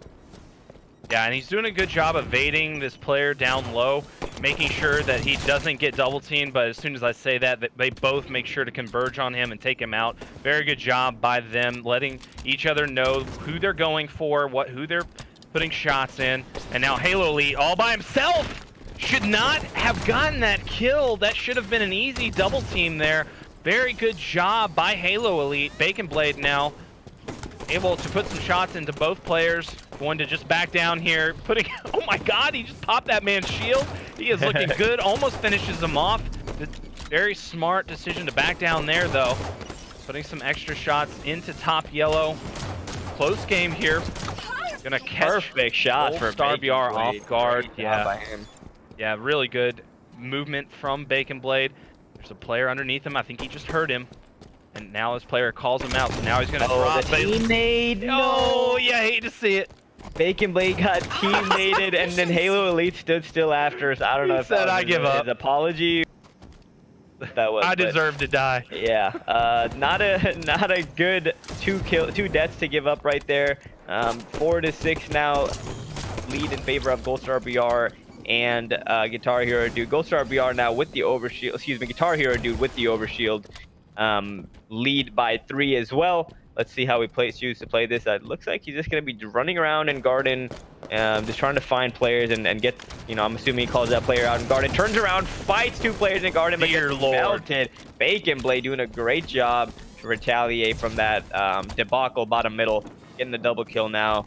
Only down by 1 with the sniper rifle spawning now. Actually, I know what I said before about it's not a bad play to waste that sniper ammo, and I do agree with that. But thinking about it, not having a sniper rifle game 1 didn't do them any favors. So maybe they should try to utilize that weapon and you know, get some kills on the board with it rather than waste it this time. But you know, if they do choose to waste it, then maybe that is their game plan. But hey, no one had snipers in game 1, and you know, that wasn't looking good. So maybe put that sniper rifle to use as Bacon Blade puts down great shots on Guitar Hero Dude to take him out. 8-8, game is tied up. Bacon Blade with the sniper rifle, shoots once, shoots twice, but gets starred by the Gold Star BR. Oh, the Gold Star BR, you get it? Yeah, hey, that's how we got his name. There we go. Halo Elite here with the bolt shot, hanging around with the flies. He's just chilling bottom mid. He's waiting for his teammate. He hears that player lost his shield, but he's not making a move here. Wondering what he's waiting for exactly. I think maybe the OS drop. He's waiting before he goes up there. He wants to see if he can steal it, or possibly get the kill on the player that goes for it. Yeah, I think that is a good guess as to what he's doing right here. I believe you can make a jump that you can, you know, kind of grapple or clamber onto that ledge up there and then jump up to top middle. So he's just gonna wait for and do exactly what you said. Hopefully, you know, if he gets a free kill, that's great. He'll get the kill, but I think he's just gonna wait it out for Overshield. Looks to start moving towards top middle now. Overshield is up, and after all of that, he doesn't get the Overshield, but does a great job assassinating Gold Star BR with that. That could have been really bad because he wasted so much time trying to get it, but he turned it around and got that back smack on the overshield player. Wow. Yeah, and now the sniper's down. OS out of play. The double beat down. For Halo Elite with the body shots after. The disrespect. My God, I want to see him just use the sniper, man. Come on, use the sniper. Jeez. Halo Elite firing up right now. Not going to pull the trigger. I bet he would have hit that. He is doing exceptionally well right now. He's helped get this game into a draw right now. 11-11. It's looking much different than game number 1. Gold Star BR with the noob combo, gonna fire one off, lands a grenade to help out his teammate across the map. Now he's going to try to collapse onto Halo Elite, who just used the final snipe shot. So now he's down. Now they have a nice 2-kill lead and a little cushion here, and they're going to set up onto higher points on the map. Ooh, Gold Star BR going to be very sneaky, doing the little wiggle walk, charges up the noob combo. Love it. Lands the noob kill combo there on Bacon Blade. Good job, good use of teamwork there by Guitar Hero and Gold Star BR. Now great grenade by Gold Star to take down Halo Elite, 15-11. And man, I don't know. I think Gold Star BR and Guitar Hero really have. It just feels like they have an advantage in this game. It looks like they're the ones that are making all the aggressive plays. They're the ones who are kind of taking initiative in terms of how the pace is being dictated. So it's not. Obviously, the score is only 3 kills apart, but I think we're gonna have to really see the blue team maybe get an overshield or maybe get a 2-kill, swing where neither of them die and they get both kills. But it just. You see Gold Star BR time and time again putting pressure on them. He has 11 kills on the board. It's looking a little gloomy for the blue team from my eyes. Yeah, looking real rough. Gold Star BR still has most of that overshield as he's going to push into the enemy team spawn. There is a player right next to him. He hears him, but he doesn't find him before Bacon Blade can get enough shots in there to take his OS almost completely down. Now with a 7-kill lead here, they are starting to really run away with this one. The sniper in the hands of Guitar Hero Dude, trying to get some good locations here to set up. He is just pushing with no worries right now. Perfect out of Gold Star BR. Takes down Halo Elite. Guitar Hero takes down Bacon Blade now 21-12. That's a 9-kill lead and only 4 kills left for the winning team. So looks like that's going to be another 2-0 here. Unless we see some crazy comeback. Gold Star BR looking to get that kill as Guitar Hero cleans it up. Halo Elite getting the trade. So stopping the bleeding a little bit. Now I think he picked up the sniper rifle if I'm... Nope, I was incorrect about that. He decides to run away in the garden. Both players spotted there. Gold Star BR just looking to get some kills here. He has no worries. He's soaring. He's foreign. Even though it's a 5-shot, he's foreign. Guitar Hero Dude picks up the kill on Halo Elite. 2 more kills, and we will see the red team, that is Gold Star BR and Guitar Hero Dude, advance into the bracket. Try to punch their ticket to the Blam Gaming finale. That's boy, that's kind of sweet, huh? $1,000 to compete in this 2v2 tournament. Yeah, I'll say. If I were still competing, I definitely would be in it. Definitely, I mean, Think you would win? I know for a fact I'd win. What the heck? Baby. Come on now. Talking big talk. Oh, you know it. I mean, you gotta be about it, right? Like that, game number 2 is taken. The red team wins it, 25-13. Gold Star BR 16-7. That's a +9. Guitar Hero Dude 9-6. That's a +3. And the other side, 7 kills and 6 kills respectively for the players on blue team. Good job and good effort to the blue team, but Gold Star BR and Guitar Hero Dude will advance in the tournament and try to get that $100 tonight. Absolutely. They're looking good too. They are looking good. And if they bring that heat to the next matches, we could see some amazing games happen.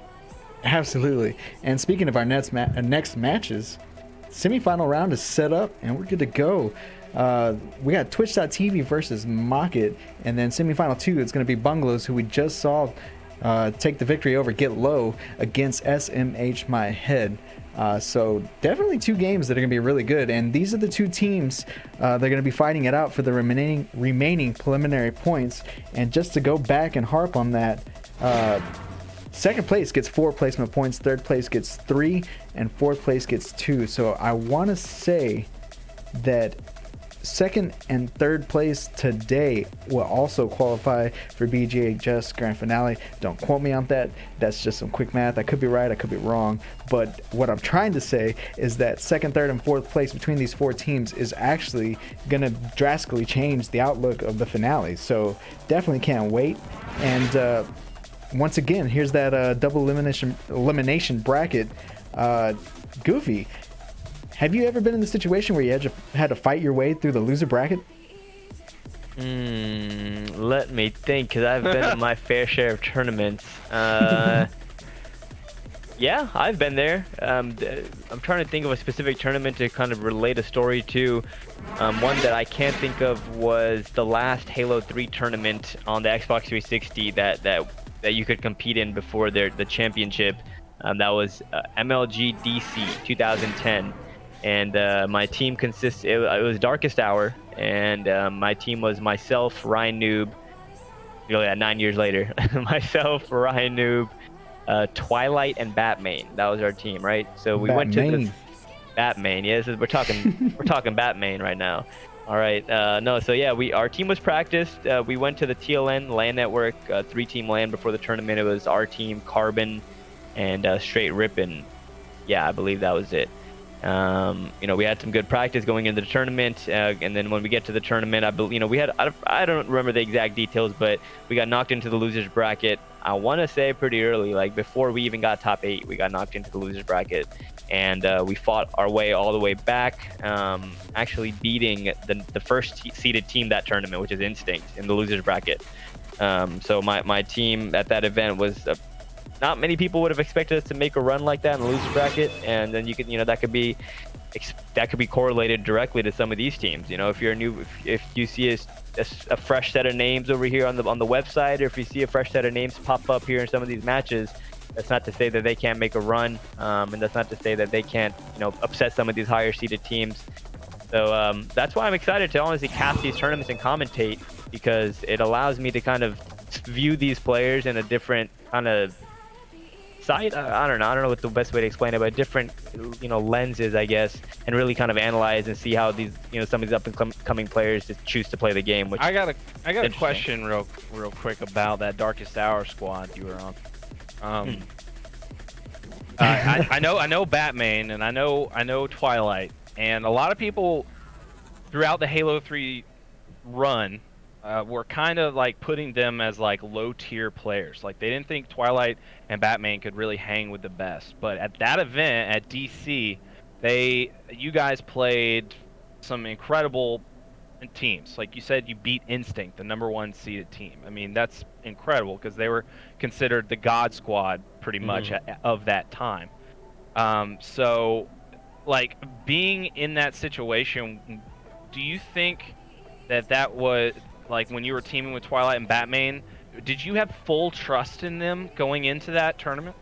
Man, I had a completely full trust in that team. I've never been the person to kind of, I don't know if there's a term for it, but I'm not like a name seeker when I try to look for teams. To me, it doesn't matter, what your name is or what your history is. It's all about how you play on that roster. And the same thing can be said about my roster today. It's myself, Ryan Noob, Gabriel, and Gilkey. I don't think many people would have predicted us to win the tournament.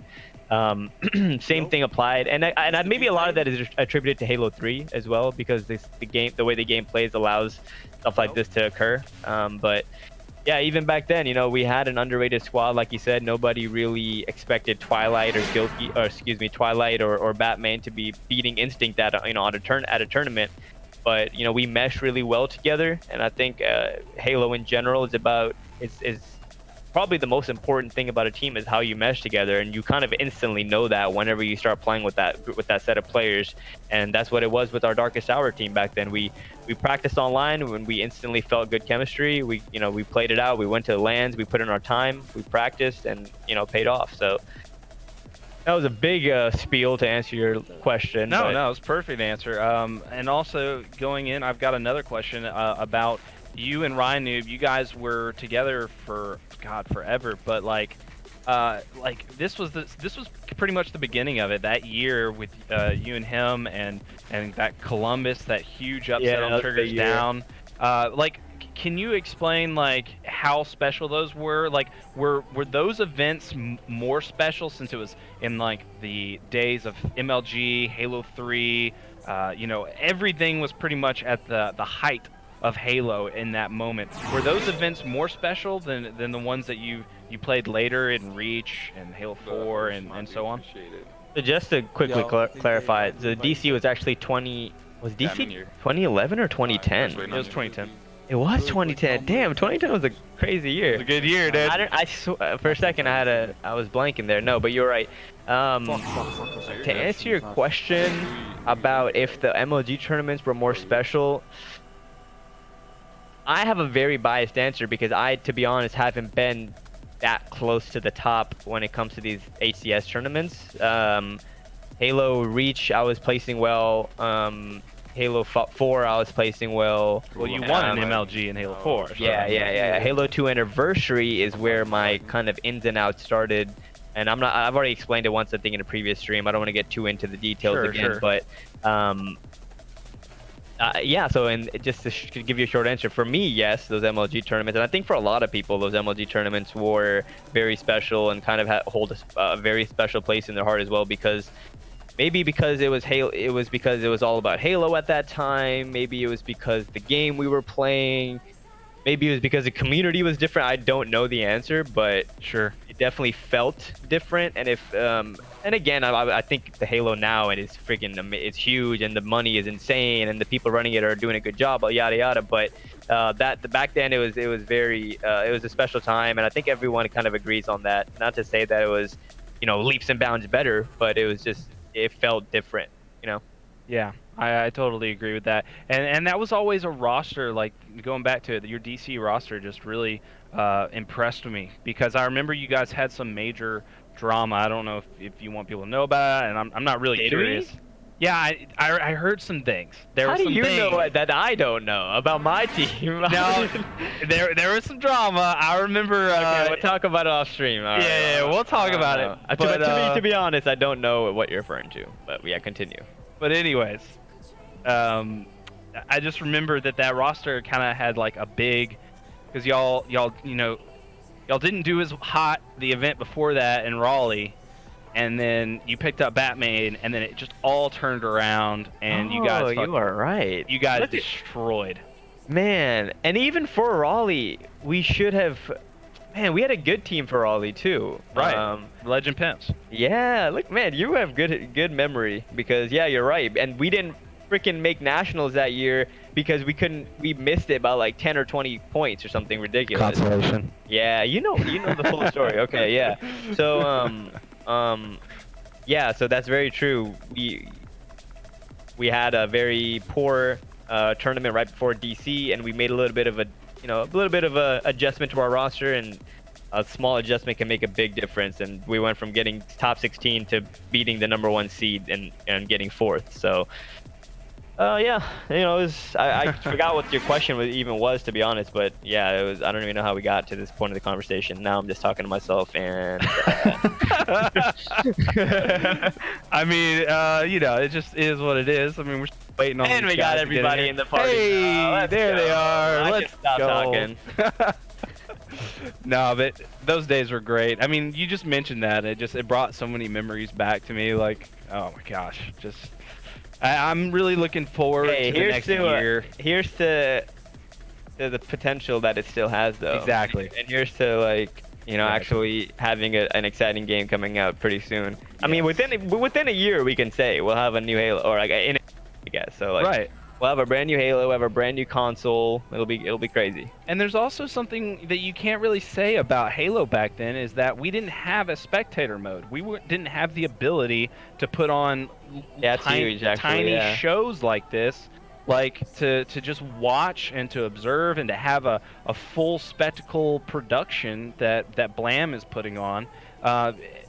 It just wasn't possible without like people that knew what the hell they were doing. Like now you can just sit there on your observer mode, pop up OBS, which is a free program, and stream it to your Twitch channel and host a community supported tournament. That is unreal. I mean, it's so simple, and it allows everyone to get involved with the tournament organizing, which required so much more resources back in the day.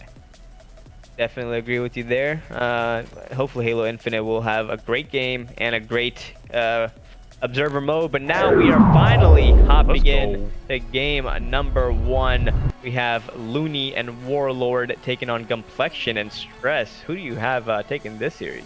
Well, Looney and Warlord are, first of all, I've watched them play at major events. I've watched them play on LAN, and they're not somebody that you should take lightly. These are players that know how to play as a team.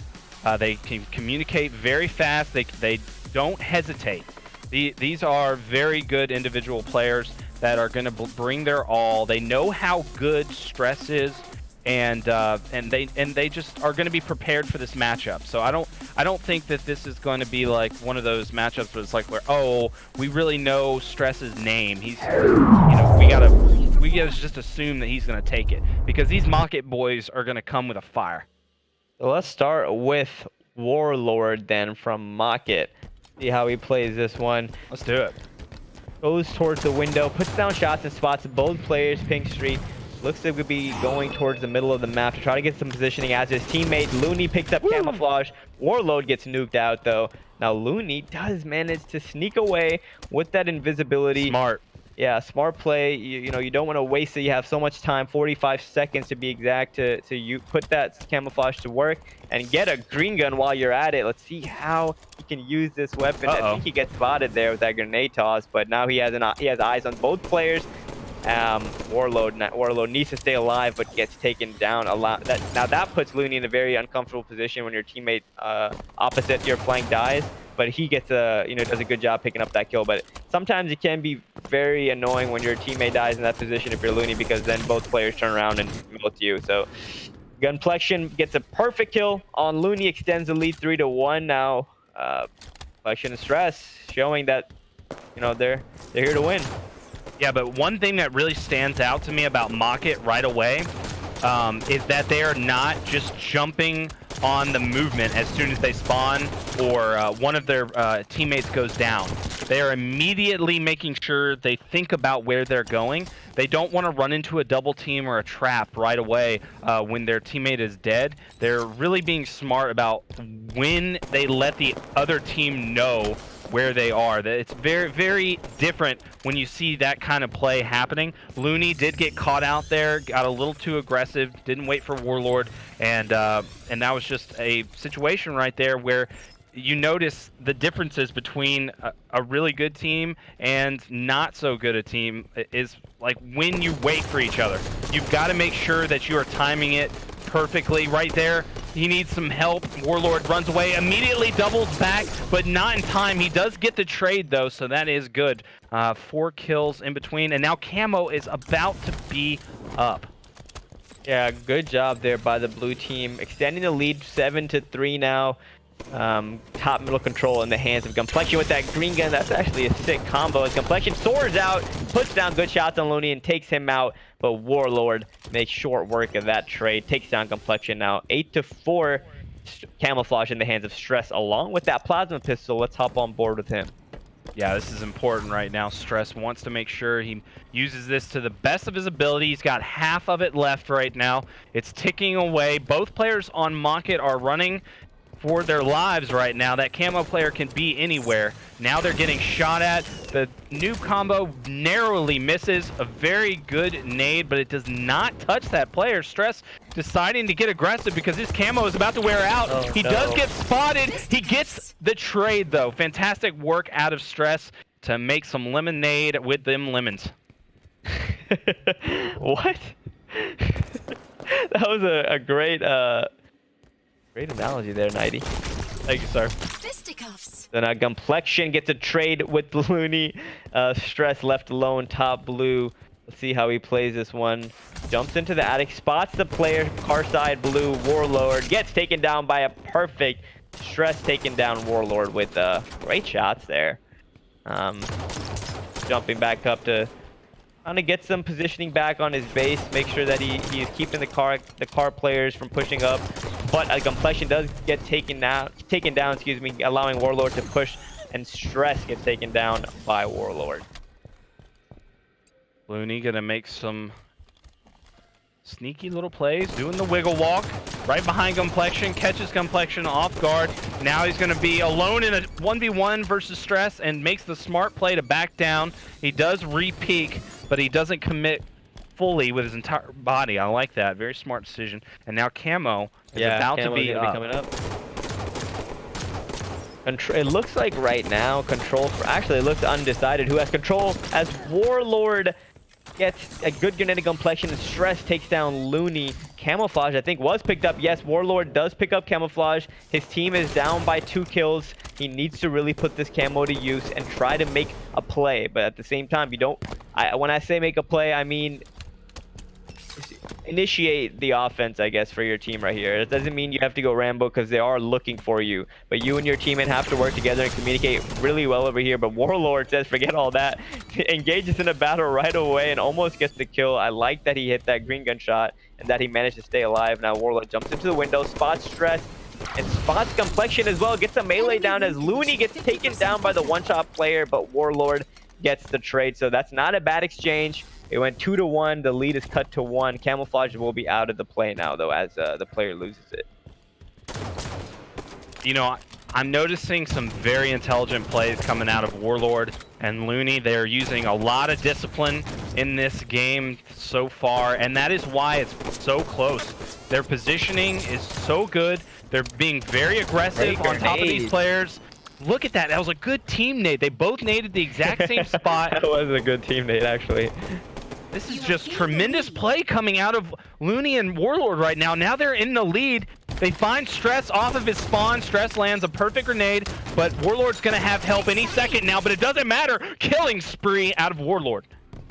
Yeah, that was a great series of events for the red team. Warlord and Looney doing a great job, kind of asserting their presence on the map, I guess you can say. They kind of took the fight to the opponents rather than letting the opponents dictate the pace. Now Warlord and Looney to continue that if they want to see success in game 1. Camouflage will be spawning any second, though. Warlord looking to keep his shield as he keeps getting popped. One from top middle, one from pink 3. Warlord now doing a great job pushing right when he needs to. Trying to go top middle and clean up the kill. And will he? Yes, he will. Oh my god! Top gun metal, but Stress makes it a trade. So Warlord takes down Complexion. Stress takes down Warlord. And now Stress notices the player. Looney picked up Camouflage, trying to take him down. But Looney says no and takes down Stress. But a Complexion, again, those trades back and forth. At the end of the day, even if you do not trade with your said player, but make him weak enough so that your teammate can pick him up, it's no problem. It's all the same. A good job by both teams getting their trades when they're supposed to. Good nade by Looney there, taking down Complexion. 18-16. Look at that. The lead by 2 kills for your players on the red squad. You know, to be honest, you said you had watched them at tournaments and on LAN, but unless I'm not remembering correctly, I don't recall too well. But you know, Stress and Complexion, we've seen them time and time again, and the fact that they're having this much trouble in the first game, it tells me that we're gonna have a good series here. Yeah, absolutely, and they will. 18-17 right now. The fight for top control is being had right now, and I just love the positioning out of Mocket at all times. They're always in good spots. They're making sure they hold down necessary areas. Gunplexion right now, though, being a very hard kill top middle. And Stress is going to make a play, but he gets outshot by Looney. Looney lands an excellent grenade. Is it going to be able to help him? Yes, he does get the shots in. Now both players are put to no shields. Gunplexion trying to run away from Warlord. Warlord comes in hot. He's going to get some help. Very good job by Stress there to land those shots across the map. Sometimes all it takes is 1 or 2 shots. That's all you need to get some help in a battle and for everything to get turned around. I couldn't agree with you more. 20-19. We got a nail biter here in game number 1 as Looney takes on Complexion. Looney flanks bottom red, gets a double kill on Stress. What a play there by Looney, extending the lead to 3 kills, and I think he's gonna get this camouflage too, 90. Now this could really make or break the game right here. You could run away with it, or you know, blue team could tie it right back up. But good positioning by Mocket.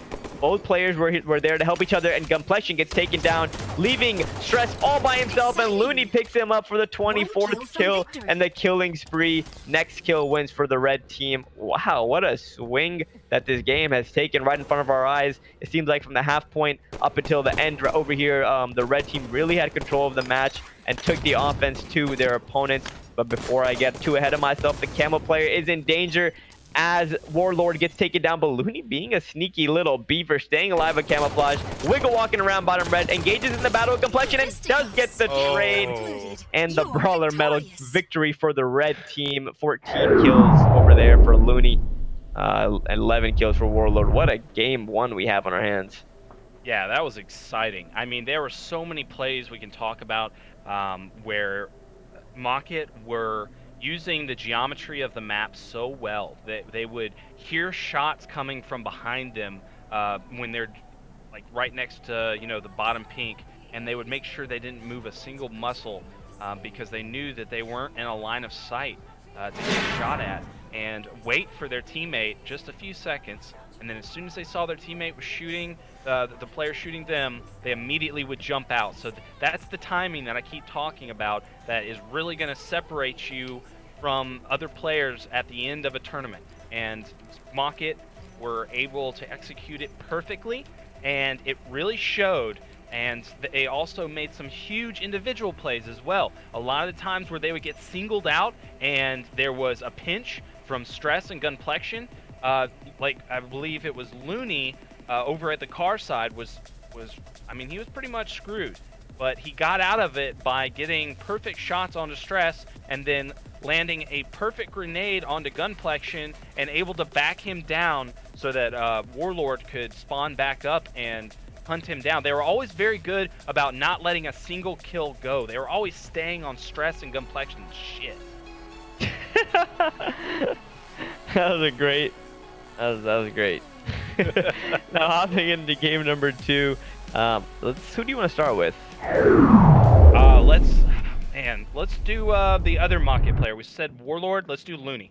All right, hopping on board with Looney to start off game number 2. Plaza Team Slayer, you got a sniper rifle top. You got an overshield top mid. You got a sniper rifle on the map as well. Teams that control both tend to win the game. And Gunplexion picks up the overshield, gets the kill on Looney, and Stress gets perfect shots on Warlord to start the game 2-0 in favor of the trailing blue team. Gunplexion now with the sniper rifle. Yeah, and that's huge. OS grabs uncontested like that, not trading or, you know, making sure to burn it. Getting away with a full OS makes all the difference. Stress being a little too aggressive right there. He didn't need to engage in a battle whatsoever. He knew what the situation was. He knew that he had good positioning. He didn't need to show himself first. Gunplexion needs to be the one that shows himself first. He's got the sniper. He's going to have the lines of sight. And as soon as he needs help, that's when Stress can come up with the flank. Well, a big part of it also was that the overshield was in their hands too, right? So that's why it's that whenever the sniper rifle player picked up overshield, generally it's not really productive, just because with the general rule of thumb with snipers is that you kind of want to play a little passive, and the general rule of thumb of overshield is that you kind of want to play a little aggressive. So unless the player just puts away his sniper and starts pushing up with his pistol, I don't generally like when the sniper rifle is in the hands of the overshield player. So we kind of saw that, you know, unfold in front of us because that overshield went to waste. And just like that, game is tied up 2-2. Sniper rifle in Complexion's hands, but it doesn't matter. He gets the headshot on Warlord to extend the lead, 3-2 now. And I think they know that the second player is also trapped by himself over here, so I believe they're going to try to get an angle. But Complexion staring top sniper with his sitting top glass, staring top snipe. And he does still have a whole lot of ammo here in his sniper rifle. Spots the player behind him. Looney gets noticed by Stress, though, and gets taken down.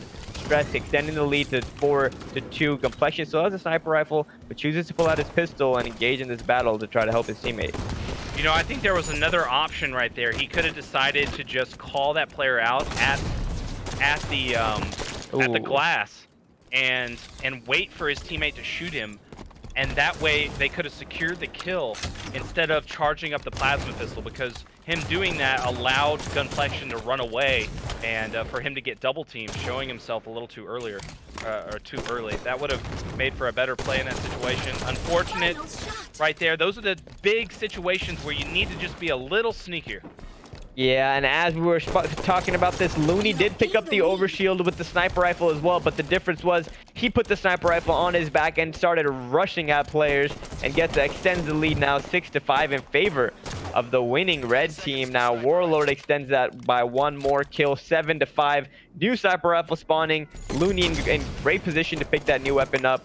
Now Warlord just needs to make sure to stay alive and allow Looney to kind of give him, allow himself a little bit of room to work with here, and then kind of have some. If Warlord dies, then Looney's in a very tough position, and just like that, Looney gets one and now scopes right into his teammate to make sure he's safe, spots a player top ramp and doesn't hit the shot. So let's see if Warlord will be able to get the kill. Looney needs to worry about that spawning blue player though. There it is. Warlord picks up Complexion now, allowing Looney to kind of explore the rest of the map. He doesn't have to worry about that angle anymore. Looks like he's gonna jump top snipe. Make sure I want to talk about that snipe real quick, Faisal. When you're in a situation where you're covering your teammate, it's those snipes that make the biggest difference in a tournament. It's not the ones where you're getting shot at and you're doing a fadeaway no scope or a fadeaway quick scope. Those aren't the ones that are really going to make the difference at the end of the day. It's going to be how consistent you can land the shots when your teammate absolutely needs you to. Yeah, I definitely agree with you there. Those are the pressure shots, the ones you kind of have to hit that dictate the game. Complexion with a no-scope on Looney. Yeah, Stress also taking down Warlord. So good little swing there for the blue team to stop the bleeding. Now, lead still in favor of the red team. Looney and Warlord really putting on a show here in this series and kind of putting their names on the Blam Gaming map, per se. Complexion with the snipe on Warlord. Overshield is up as well. Stress is going to try to pick it up, and he does on the 30-second mark. And now it looks like they will gain the lead. Complexion with a great nade. Overshield in the hands of Stress. He will rush this player in loop and get the kill, but Warlord doing a good job to at least get a trade. Yeah, I do. Those trades, though, are very, very important. Like, you got to know when to go for and when to avoid them. Stress is about to get assassinated with Overshield. The old fit it out and wait strategy. What a play there. Complexion. That's a huge turnaround. I mean, that is big. That is really, really big. That was a very big play there by the red team, kind of just canceling out that factor, the X factor there for the blue team, and putting it back on even playing field. Now both players for the blue team spotted as they rush into guarding. Complexion goes down as Warlord gets the lead for the team. Looney barely staying alive. Great job by him to actually manage to stay alive, as Warlord and Looney will have the chance to work together as the players on blue team are separated. Gotta be careful from that movement right now. Yeah, they're doing a great job working together and playing passive, but not too passive. Still allowing themselves to get kills as Looney picks up one. Looking for the second. Does a great job crouching behind the little tree there, but does challenge and gets taken out. But Warlord gets the kill. So once again, you have that 2-to-1 trade, and you'll take it every time, whether you're winning or losing the game. Sniper's up. Got the light rifle here. It does so much damage.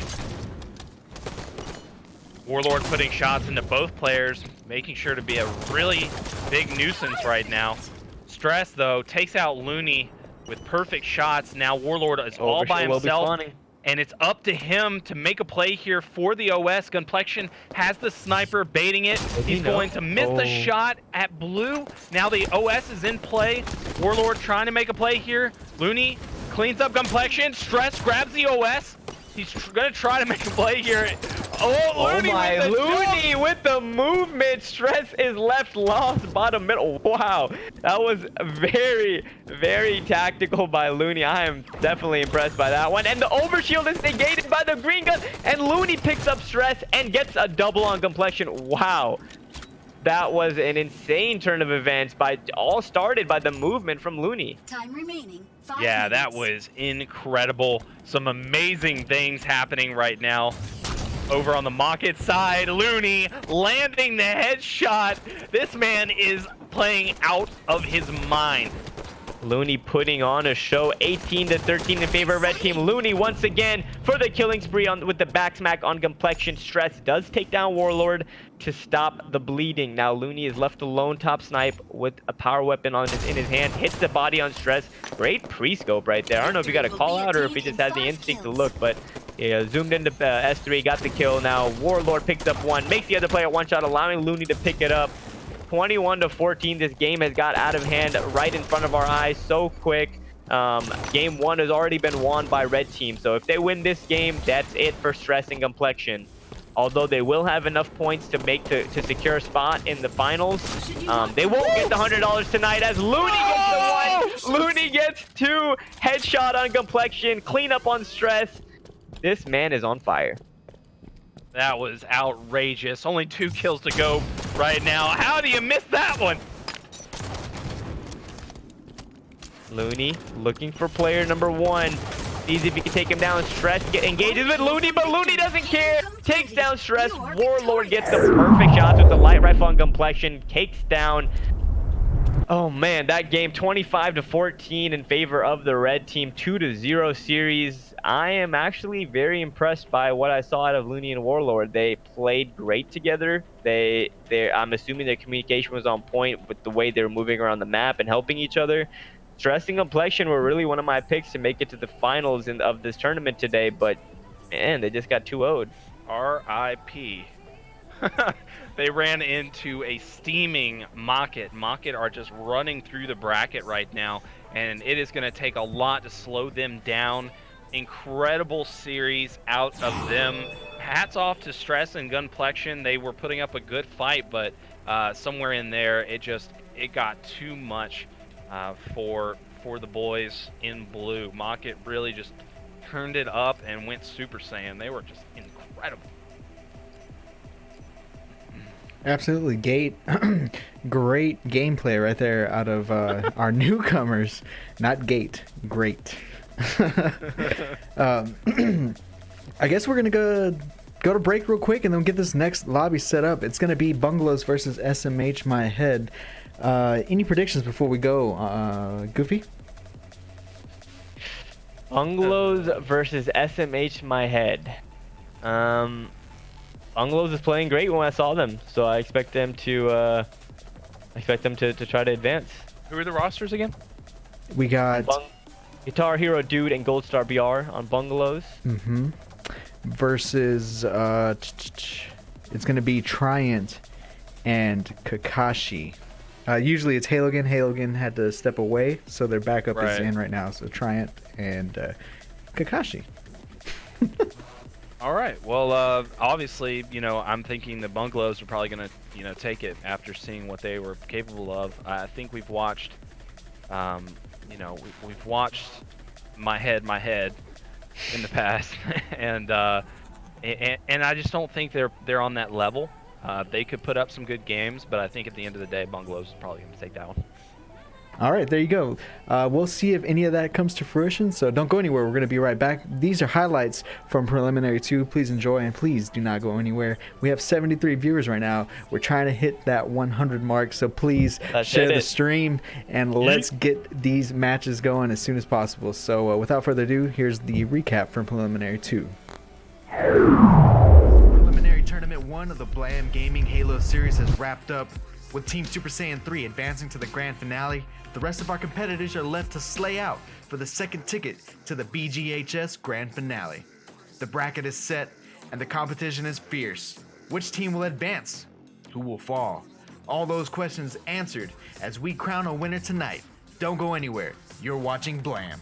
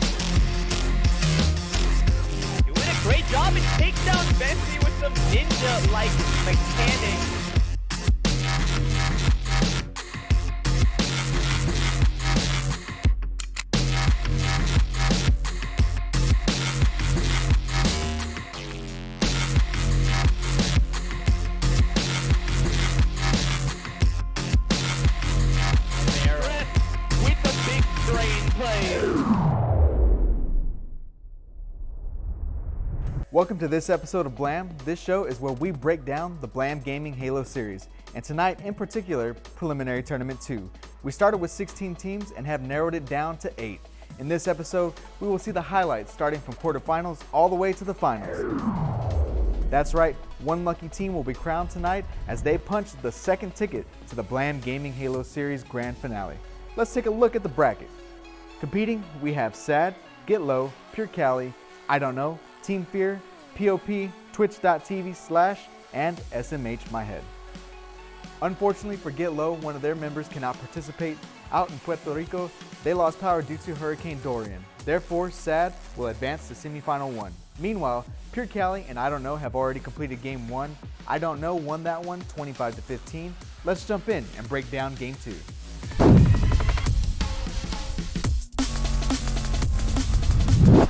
Once again, I Don't Know up 1-0 in this series. Benji leaves himself exposed to Command Station. She rips him for a 1-kill lead. Later, I Don't Know utilizing great teamwork to negate their opponents. That's a 2-kill swing, and I Don't Know now leads 6-2.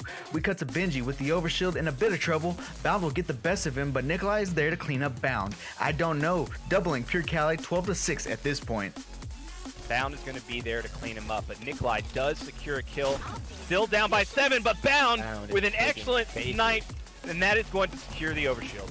Bound will follow Command Station into battle. He cleans up 1, but Nikolai comes through with a 2-step beatdown. Command Station will step up to the plate, but Nikolai has an appetite today. Wow, great shot by Nikolai, giving Command Station the star, the perfect shot. Command Station will keep pushing the pace, knowing that she has the lead. From the low ground, will take out Nikolai, and moments later, hearing the shots from Snipe, able to peek and finish off Benji. I Don't Know able to advance to the Preliminary 2 semifinal. Our second series feature tonight is a popular one. It's Twitch.tv/ versus SMH My Head.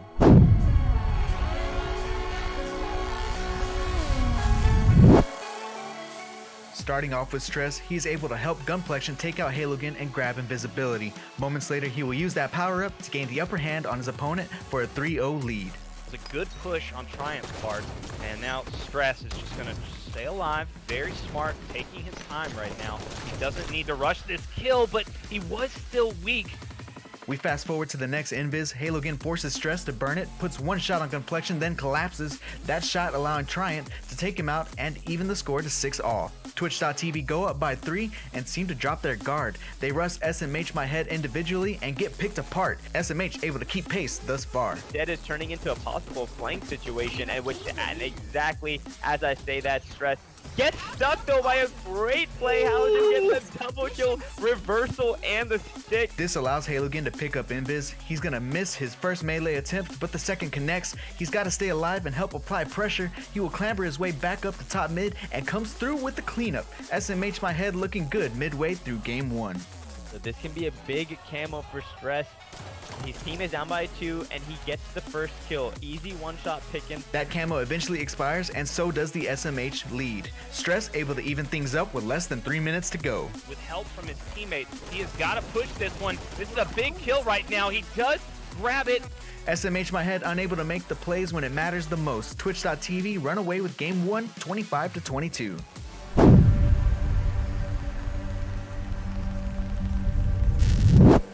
SMH My Head need to make a statement starting game 2. Halogen able to do so with the help of Triumph. SMH take an early lead 2-0. Regardless, Twitch.tv not afraid to push up in this situation. Gunplexion with the flank on Halogen, and Stress flies to the window trying to clean up, but Halogen lands a sticky despite falling to a Gunplexion nade. He immediately jumps back into the action here. Gonna land the shot against the wall, which does do damage to Halogen. And now there's the sniper in play. Ooh, I like that decision. Both Tyrant and Stress do have the sniper rifles. Gunplexion takes down Tyrant. Halogen takes down Gunplexion. This is so back and forth right now. Both teams still hold snipers, but Stress sits Triumph down with the headshot. 30 seconds later, Gunplexion spots the overshield, but Halogen timed it better. Gunplexion starts to scramble and try to land a backspack, but no dice. SMH now carry a 2-kill lead.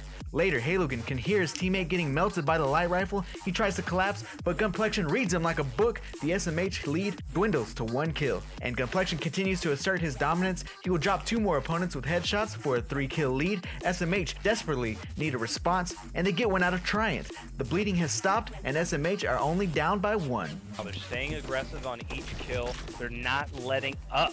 Right now, they are getting back into it. They just tied up this game, and now Overshield is about to drop. A killing spree out of Tyrant right now, but Gunplexion steals the Overshield out of nowhere. Gunplexion making a great play and just straight up steals that Overshield now, trying to close this series out, but he gets completely melted. The fury continues out of SMH My Head. They only need 2 to push this series to a game 3. Triant with a sure shot cleans up Stress. Triant with a chance to finish this off, but no. Gunplexion drops him with a better shot. Stress knows Halogen isn't far, and the headshot makes it 22-24 in favor of SMH My Head. Gunplexion with the long range weapon able to keep SMH at bay. This allows Stress to pick up OV, and here we go. Right away, no hesitation. Body shot goes down on Halogen. Stress trying to clean it up, and he does. 24-24 sudden death. Overshield is still in the hands of Stress, and he also has that green gun. And Tyrant is in the worst position possible. He's bottom mid. Oh my god, that player goes for the... What? Why would you go for the ninja? Quarterfinal 3 was played off stream. Team Fear able to take down POP. Therefore, the quarterfinal round is complete. That means our next series is Sad versus I Don't Know. This is semifinal 1. Roll the highlights.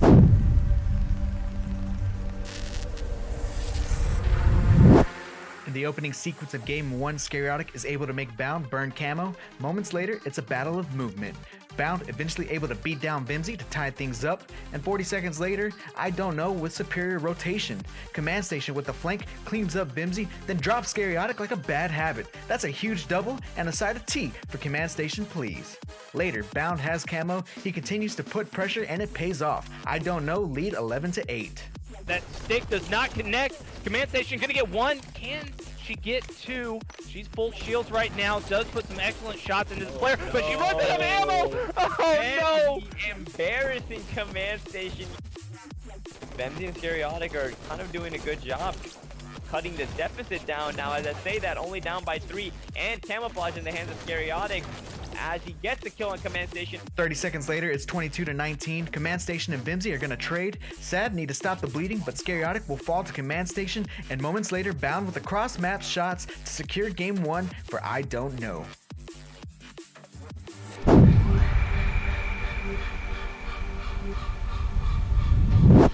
In Game 2, we start off with Bound in a race for OV. Seems like it's a straight dash to the OV, and who picked it up? Scariotic beats Bound to the punch. Still on board with Bound, he spots a player gold, takes him out no problem, jumps up to top gold, and Scariotic drops him with the blaner. Sad leads 3-1. Moments later, we join Scariotic as he hits yet another headshot to grant himself a killing spree. He will land another body shot, finish off the opponent with a light rifle. Meanwhile, Vimsy and Bound are toe-to-toe, Vimsy with a beatdown bringing their lead to 9-2. Bound scoops it up. What's going on, everybody? Welcome back. Once again, I am Brandon Perez, aka Louis V Titan. I got Goofy and Nighty Night right here in the stream. Also, guys, you still there? Nah, Yes, I left. sir. Later. after that slaying, dude. Nah, man. I was just floored. I couldn't believe what I just saw, man. Mocket are on another level right now. These guys are the ones to beat. It is going to be some insane Halo coming up. Yep, we're gonna get the right game type set up, but meanwhile the lobby's ready to go. Goofy, how do you see this one playing out? I know we already kind of made predictions, but who do you think is gonna kind of, step up and help their team to victory? So just like we saw with Mocket, players and names we haven't really seen in the Blam gaming scene, come out and win. I'm sure that's a very big possibility for Kakashi and Tyrant as well. But if you ask me who I would predict to win this series, I would go with Gold Star BR and Guitar Hero Dude, just because we saw them earlier in this tournament, looking comfortable, looking like they were playing the right style of Halo. So I'm gonna go with these guys, Gold Star BR and Guitar Hero Dude. But I'm not gonna, I wouldn't be surprised if Kakashi and Tyrant put on a good fight. Absolutely. Nighty Night, anything you want to put in?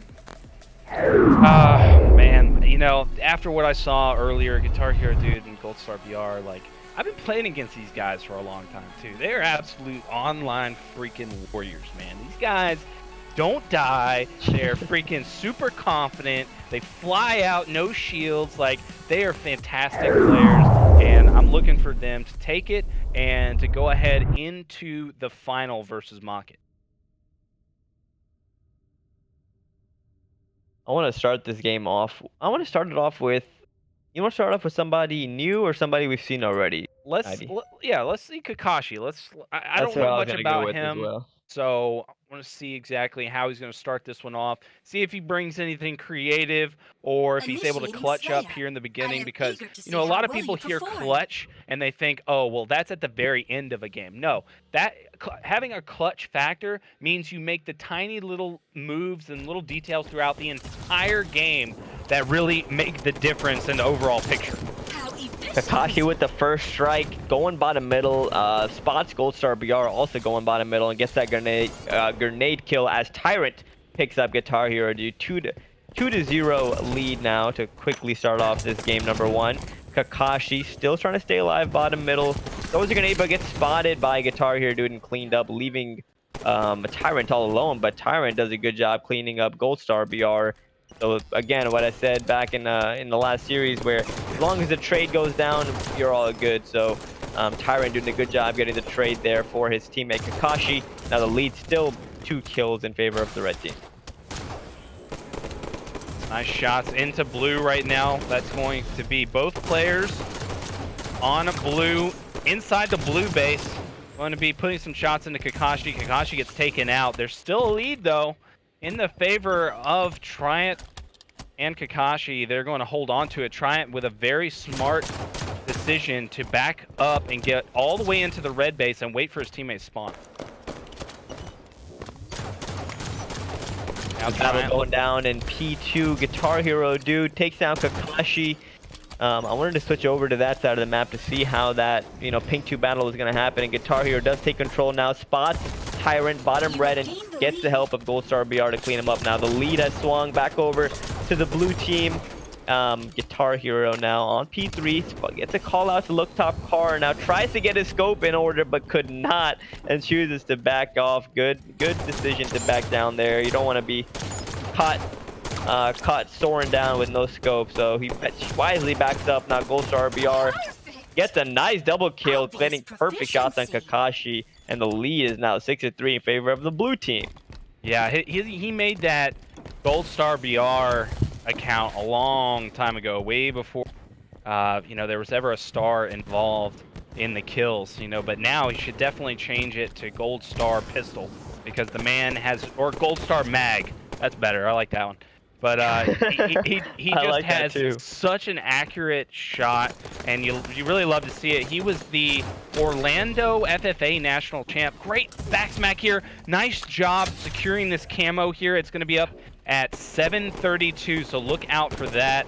That's going to be big right there. Both the players on the red team should know around the time that they weren't able to get it. They should be keeping up with that in their heads, because that basically is the game. If they can't keep up, oh my gosh, I didn't know if he was going to get that stick off or not, but a killing spree and the headshot for the double. Gold Star BR making the plays, baby. That was clutch. That was extremely clutch, and he is on a tear. He is taking down everything in sight. Perfect shots on Kakashi. 10-3 lead just like that. What, I think they're on a 9-0 run. Make that a 10-0 run, as Gold Star BR is tearing up the competition right now. Getting control of the middle of the map now as he goes towards top middle. Spots the player. P2 puts down great shots again. He's about to be in a frenzy, folks. Kakashi goes down. Now Gold Star BR is fighting Tyrant. Will he get the kill? No. Tyrant says, take these perfect shots and get out of here. The bleeding has been stopped a little bit, but man, 8 kills in favor of the blue team. And that was an excellent play right there from Triant. While he was getting pinched, to be able to just fly out and separate that one player and make sure to just grab that kill. Almost getting a double right there, but Gold Star BR doing a fantastic job at staying alive here. Still no shields, bottom pink. The camo is going to be up in the next 15 seconds. So he's managing to milk his life long enough for him to get some help from Guitar Hero, and he does. Now it's going to be a 2v1, and the camo will be in the favor of Guitar Hero and Gold Star BR. Gold Star BR landing some nice shots on the Kakashi to secure that. Tyrant jumps out, tries to get the trade, but Gold Star BR's got some help and didn't miss a single shot. Fantastic work out of these boys right now, and now the camo should be in the hands of Guitar Hero, dude. It's not up just yet. He's still waiting for it. Now it's up, 29.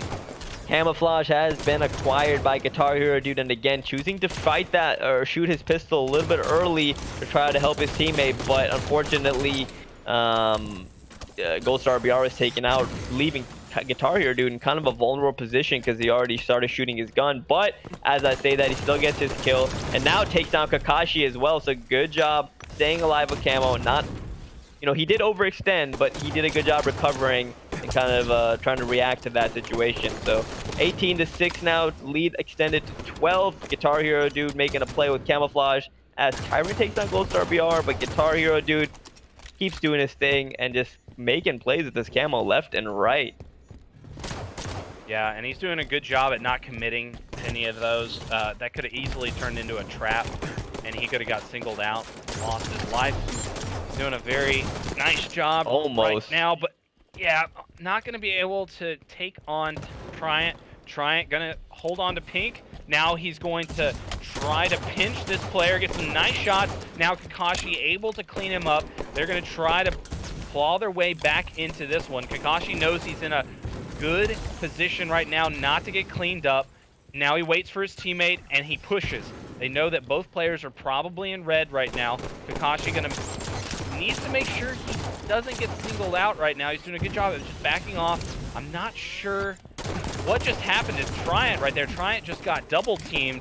That was a good job at Guitar Hero watching his teammates back. And now they're both gunning for Kakashi. But look, Tryant is back in red, gets the kill on the Gold Star. Yeah, that was very good. Tryant making the aggressive play to try to get something going for him and his team. But Guitar Hero shuts that down. Great shots on a Kakashi that was caught off guard a little bit. He sprinted out, didn't really expect the P2 player to push him so quick, and was punished because of it. Now trying to stay alive, P2, he is unsuccessful. Guitar Hero, dude, and Gold Star BR are really kind of doing everything it takes to close out a game. They're not you know, giving up dumb deaths because they have the lead. They're not overextending on kills. They're playing it the same as they would if the game were tied, and that's why they're efficiently closing out this game so far. 21-10. The lead just keeps on extending as both players are caught on the car side. Guitar Hero, dude, gets one. Looks like he's gonna get two. No, yeah, he does. Guitar Hero, dude, picks up the second player as well, cleaning out car side. 24-10 now. It's Gold Star BR takes down Kakashi, and that last player, Tryant, is top car, trying to stay alive. Let's see if he can be successful, but he somehow stays alive. 2 shots to the body, I think. Tryant still maneuvering around the map. Somehow manages to stay alive out of all that. Wow. The last kill is not going to be Kakashi as he takes down Guitar Hero, dude. So again, it goes back to what I said. You want to have a strong finish. You're screwing him over here, man. You totally got the caster curve. Yeah, I really do. All right, here, let me take it over for you. All right, Gold Star going in for the final kill. Can he grab it? He's going to jump out and grabs it. All right, that'll do. So, convincing win for the blue team, although Tryant and Kakashi had a strong start to the game. The entirety of the game essentially was in control of the blue team, and they close it out 25-11, 15 for a Gold Star BR, 10 for Guitar Hero, dude. Oh man, that was complete domination. And looking at the accuracy, because of what I was talking about, Mr. Gold Star Mag over there, 60% accuracy with 2,500 damage. Just outstanding performance out of him. 15-7. You love to see it. 11 headshots, 2 perfects. The guy was just an animal that game. They were doing a great job at making sure they secured the map when the camo was coming up. They always made sure to stay on top of it. They were never letting it go, uncontested. Fantastic work. Absolutely. We're looking at the series outlook right now. We got game 1 going in the hands going to Bungalows. They were able to take this series, the lead, I should say, 1-0. Game 2 is going to be on Plaza, and per usual, we haven't seen one yet. Game 3 on Regret. Are we going to see one this tournament, guys? I'm sure we'll see one this tournament. I think do you in the think finals, this series can make it to Game 3? I'm not sure about this series because SMH come back. That's what I saw at Guitar Hero and Gold Star BR was pretty convincing for me. But I think we will see a Game 3 here tonight. I'm not sure if it'll be this series or the next one, but going into game number 2, we got Plaza Slayer, we got the Overshield top middle, we got the sniper rifle on the map as well. Let's see how this battle in the beginning goes. I'm going to start on board with Gold Star BR as he pushes straight into Garden, hoping to spot a player. Does not spot one. Jumps up Garden ledge, but the Triant, the player on red team, Triant does pick up the Overshield and tries to get away. Maybe even get a kill or two. Triant, wow, Kakashi takes down Guitar Hero, dude. The sniper rifle and Overshield in control of red team to start the game. Yeah, and Triant getting hyper aggressive on this player in Plaza, but he immediately is back down. He was reloading as he turned the corner. That was unfortunate. He could have kept that player from regaining his shield. Triant, though, going to do a good job at just maintaining his position here. Going to challenge this player, narrowly misses his head, but pops back out to secure it. 2-0 right now. He comes back out, gets the double. Triant is not messing around right now. He is not scared. He is looking to compete. Triant showing that he has no fear. Now spots another player in Garden, looks to make the push, and does aggressively push past who was that, Guitar Hero dude, to get that kill on Gold Star BR. So good job there by Triant, making sure to at least pick up one of those players. And now spawning bottom snipe, trying to give himself some real estate on the map, trying to spread the map out a little bit, but gets caught out by a roaming Guitar Hero dude. Now the sniper player on the red team is in trouble, but Kakashi does a good job to shut down that push. Trying to stay alive now. Bottom middle, sniper rifle out. Perfect shots. Gold Star BR says, give me that blainer. But doesn't have a chance to pick it up just yet as he's getting swarmed by players bottom middle. And now finally decides to fall back a little bit. Yeah, and Tyrant getting the heck out of there was smart. Very good job by him to make sure he doesn't get double teamed and waits for his teammates spawn. We've got the sniper in the hands of Guitar Hero dude. He's lining up some good shots. He's got a good line of sight here, going straight from the sniper spawn over to glass. That's the usual snipe that you'll see on this map. But now he's pushing up with his pistol out. I love that right there. Now, I don't support him going bottom middle, but I do like that he got out his pistol and was putting shots into the player's bottom mid. Now his teammate has the OS and is pushing the kill bottom middle. Guitar Hero dude going to immediately get up top and try to help out his teammate.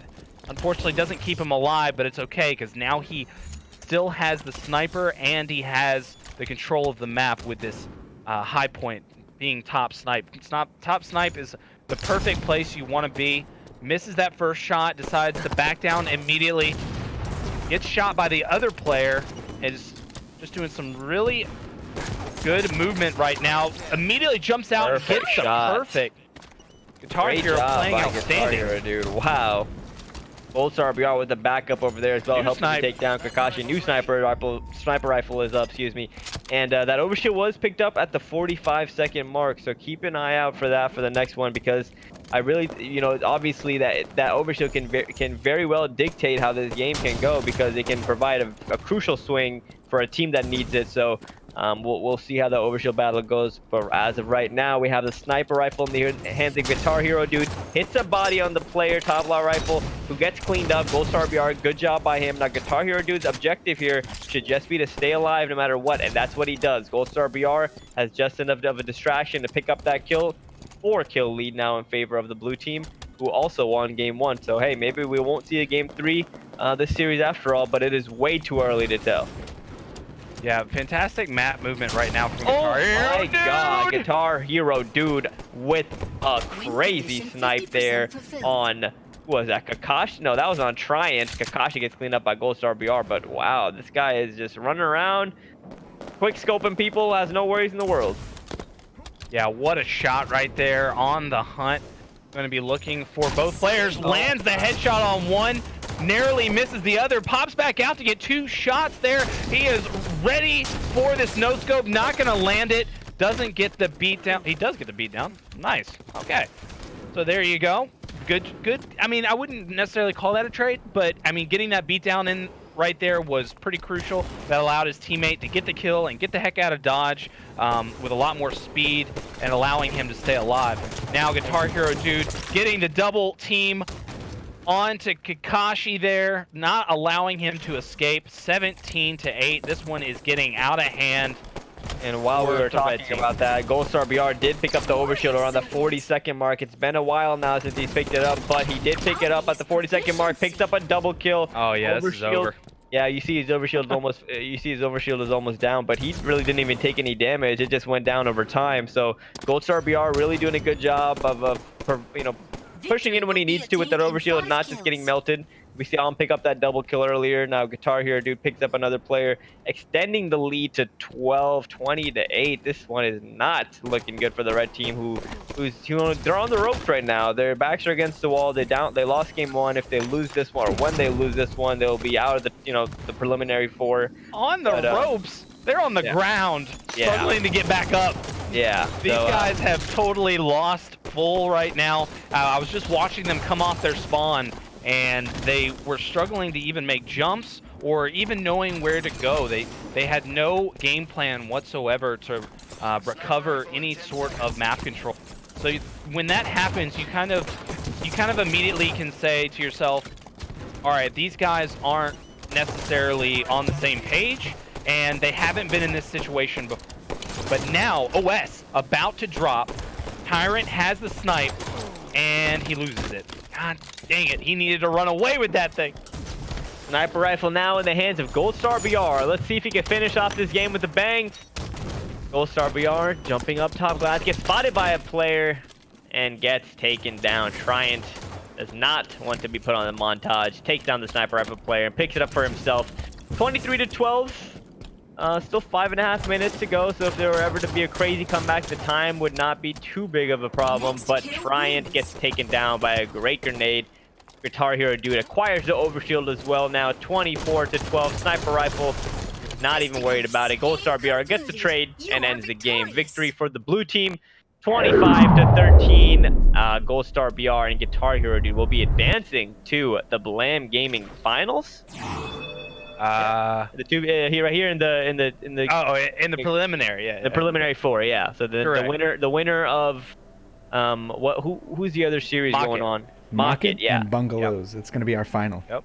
Yeah, Mocket and Bungalows. There we go. So great game there, great series there for Goldstar BR and Guitar Hero Dude. Kakashi Kakashi and Triant had a good effort, but ultimately we're taken out, and now we can see Bungalows take on. Who's Bungalows taking on? What's the team name? Mocket. Mocket. That's Mocket. How many times I gotta tell you, boy? These team names, man. These team names they're all intertwined in my head. Dude, I gotta be honest with you though. I love Bungalows and Mocket way more than SMH My Head and Twitch TV. Like, come on, man. Like, this is true. Use some creativity. Mocket is much better. I love it. I actually think that's their sponsorship or their org over there across the pond. Oh, across the pond. Yeah, there's only one C. Yeah, it's HCS Warlord. Excuse me. Mocket Warlord and Mocket Looney. So Warlord and Looney versus Guitar Hero Dude and the Goldstar BR. Should be a good game. I'm actually pretty excited because these guys, won pretty handily that last round, and I would say Mocket taking out the #1 seed of this tournament, Complexion and Stress. If you're a newcomer like they are, that's the way to do it. You walk in and pick out the biggest guy and take him out. And I want to say that they did that, and now they get a chance to go after Bungalows, and so I'm sure this will not disappoint. What do you guys think is going to be the difference between these two teams?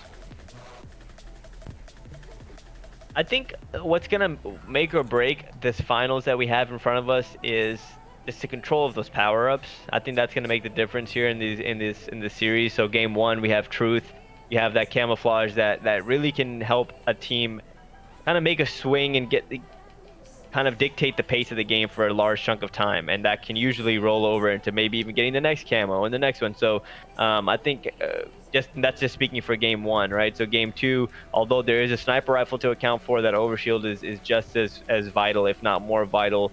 So whatever team is really on top of kind of keeping control of those power-ups, that I would give the edge to them. Yeah, honestly, in my opinion, if I'm Bungalows, you're really looking to get out and win in game 1.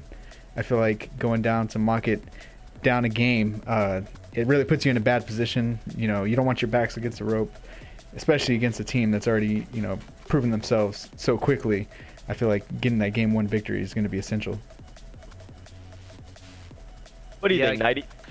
Getting that drop like right away is big, but I always feel like there's time to recollect, and that's where the real test comes in for those competitors. Is you know, and it's really like, it's pretty much it's what makes a person get to that point in their career, or gets where they want to be as an athlete or a competitor in anything, really, is can you handle that pressure? That's what dictates how well you're going to do in a tournament, because it's not about how hard you can go in one game. It's about how hard you can go continuously across a few hours or a day of play, or in some cases a weekend. You know, it's a lot of these huge pressured moments back to back to back, and a lot of people don't understand how much that can take out of you. That takes out so much energy. It's a absolute marathon. Absolutely. We're working on getting our graphics all updated and good to go. But in the meantime, we have everybody here in the lobby. You know, I'm just curious. I think that, you know, I want to see some great map rotation out of Guitar Hero Dude and Gold Star BR, but I'm really, really curious to see if they can actually take it to Mock It. I feel like Mock It, you know, clearly a very, very skilled team. Guitar Hero Dude and Gold Star BR specifically was on fire, and I think he's definitely going to have to be on fire again. And I'm just curious to see if he can bring that out. Like you're saying, you know, it's time to step up.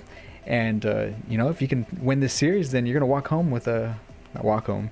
You're chilling at home anyway. You're going to take home that $100, you know what I'm saying? Go to bed. Yeah, exactly. Go to bed smiling.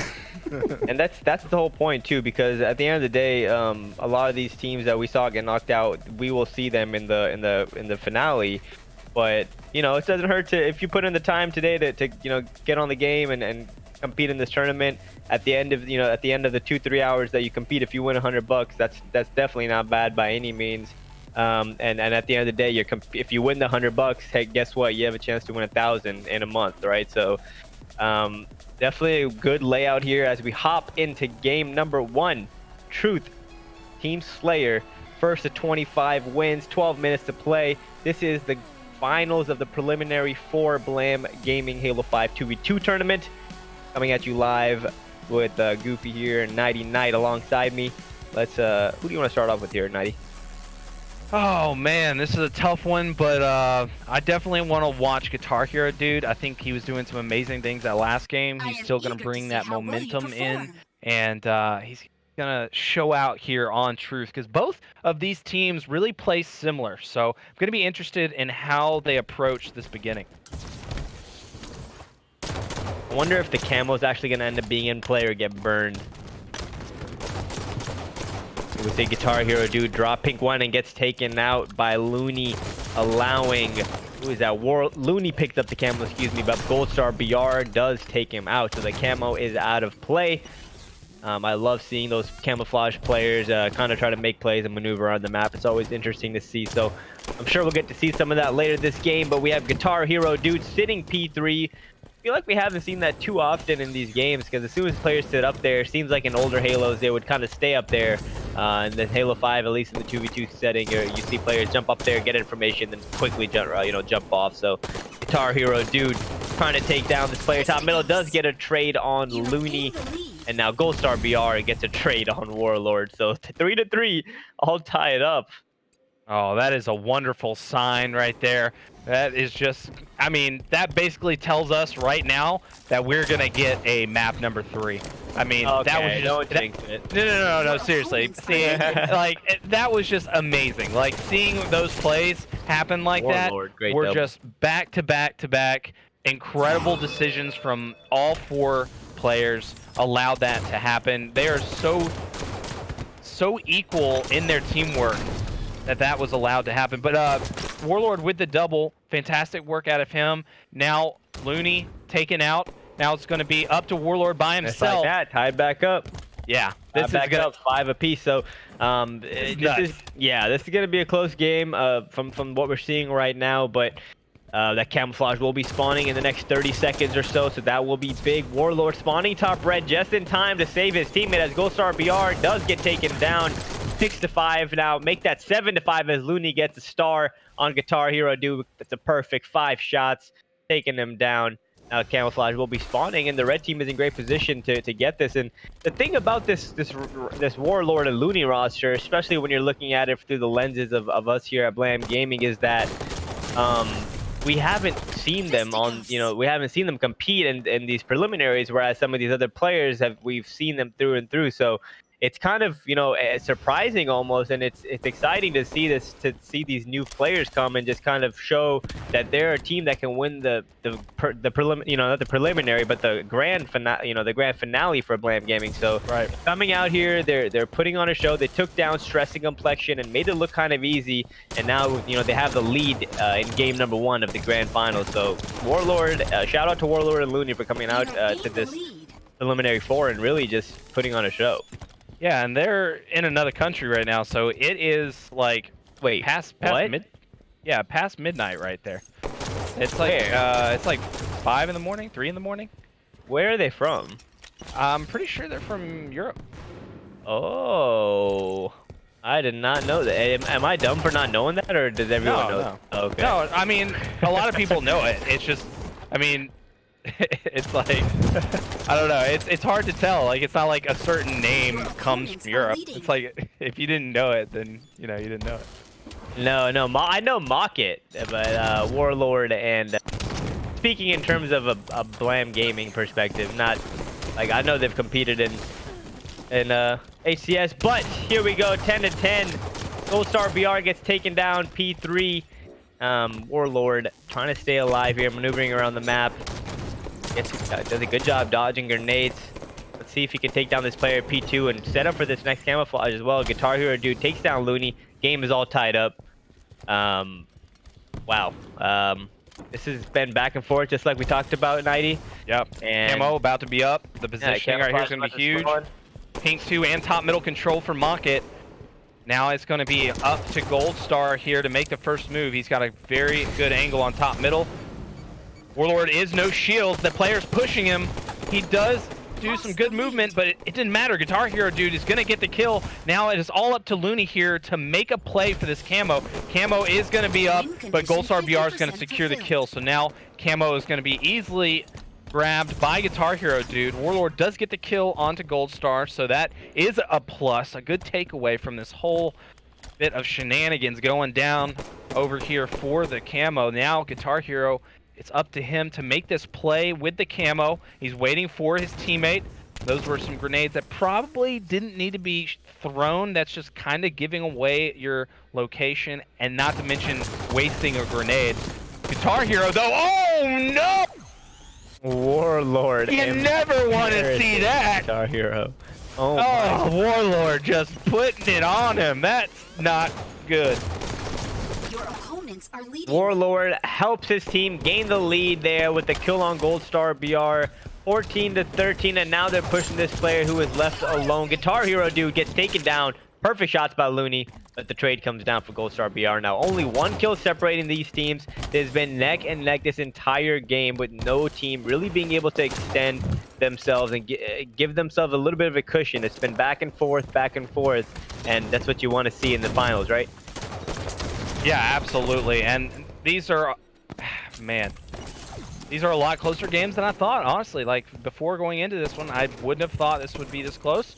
But I'm really happy to see it. 15-15 here. Warlord trying to be as sneaky as possible, waiting for his teammate to help him out. Maybe trying to go for that trade there, but it's not going to happen. This is a scenario, like you were saying earlier today, is that Looney did spawn across the map, so he didn't want to give up his life as well.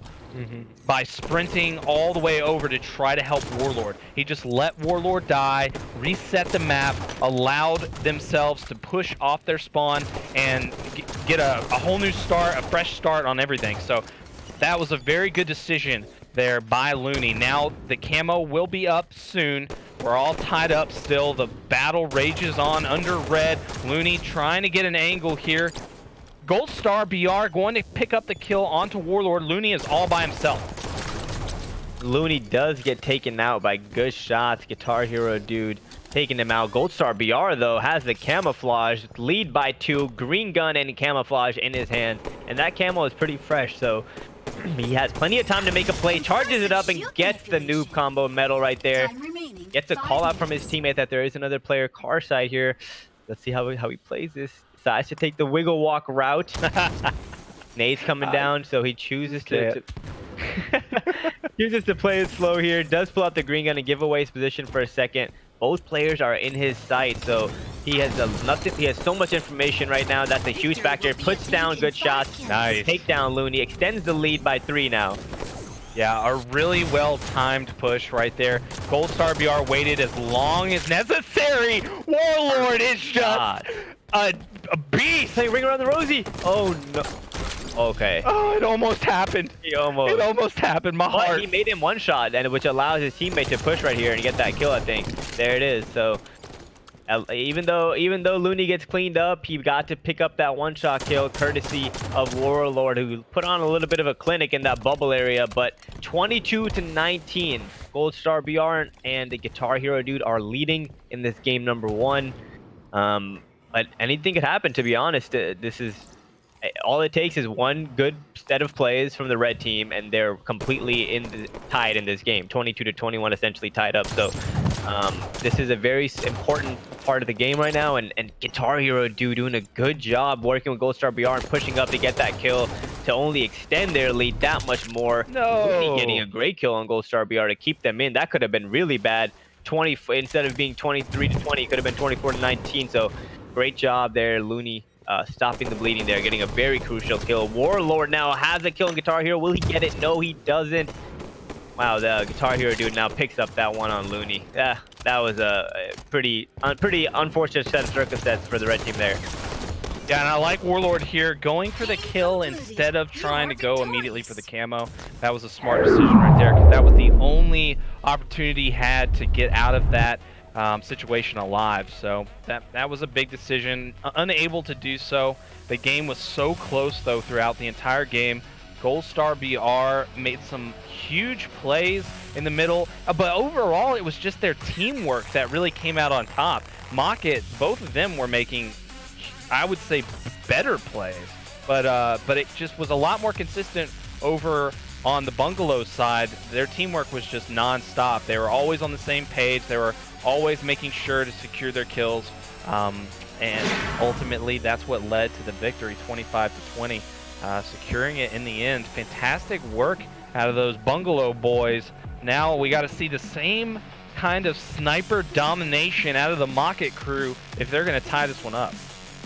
Absolutely, I'm excited because Sniper is on this map, and we saw both Gold Star BR and I believe it was Looney going off with the snipe. So we know that there's excellent snipers on both teams. I'm sure that all 4 players are great with it, but we've seen some of that action here tonight, and I love the sniper. I wish it was on the other maps, but you know, we'll settle with it just on Plaza.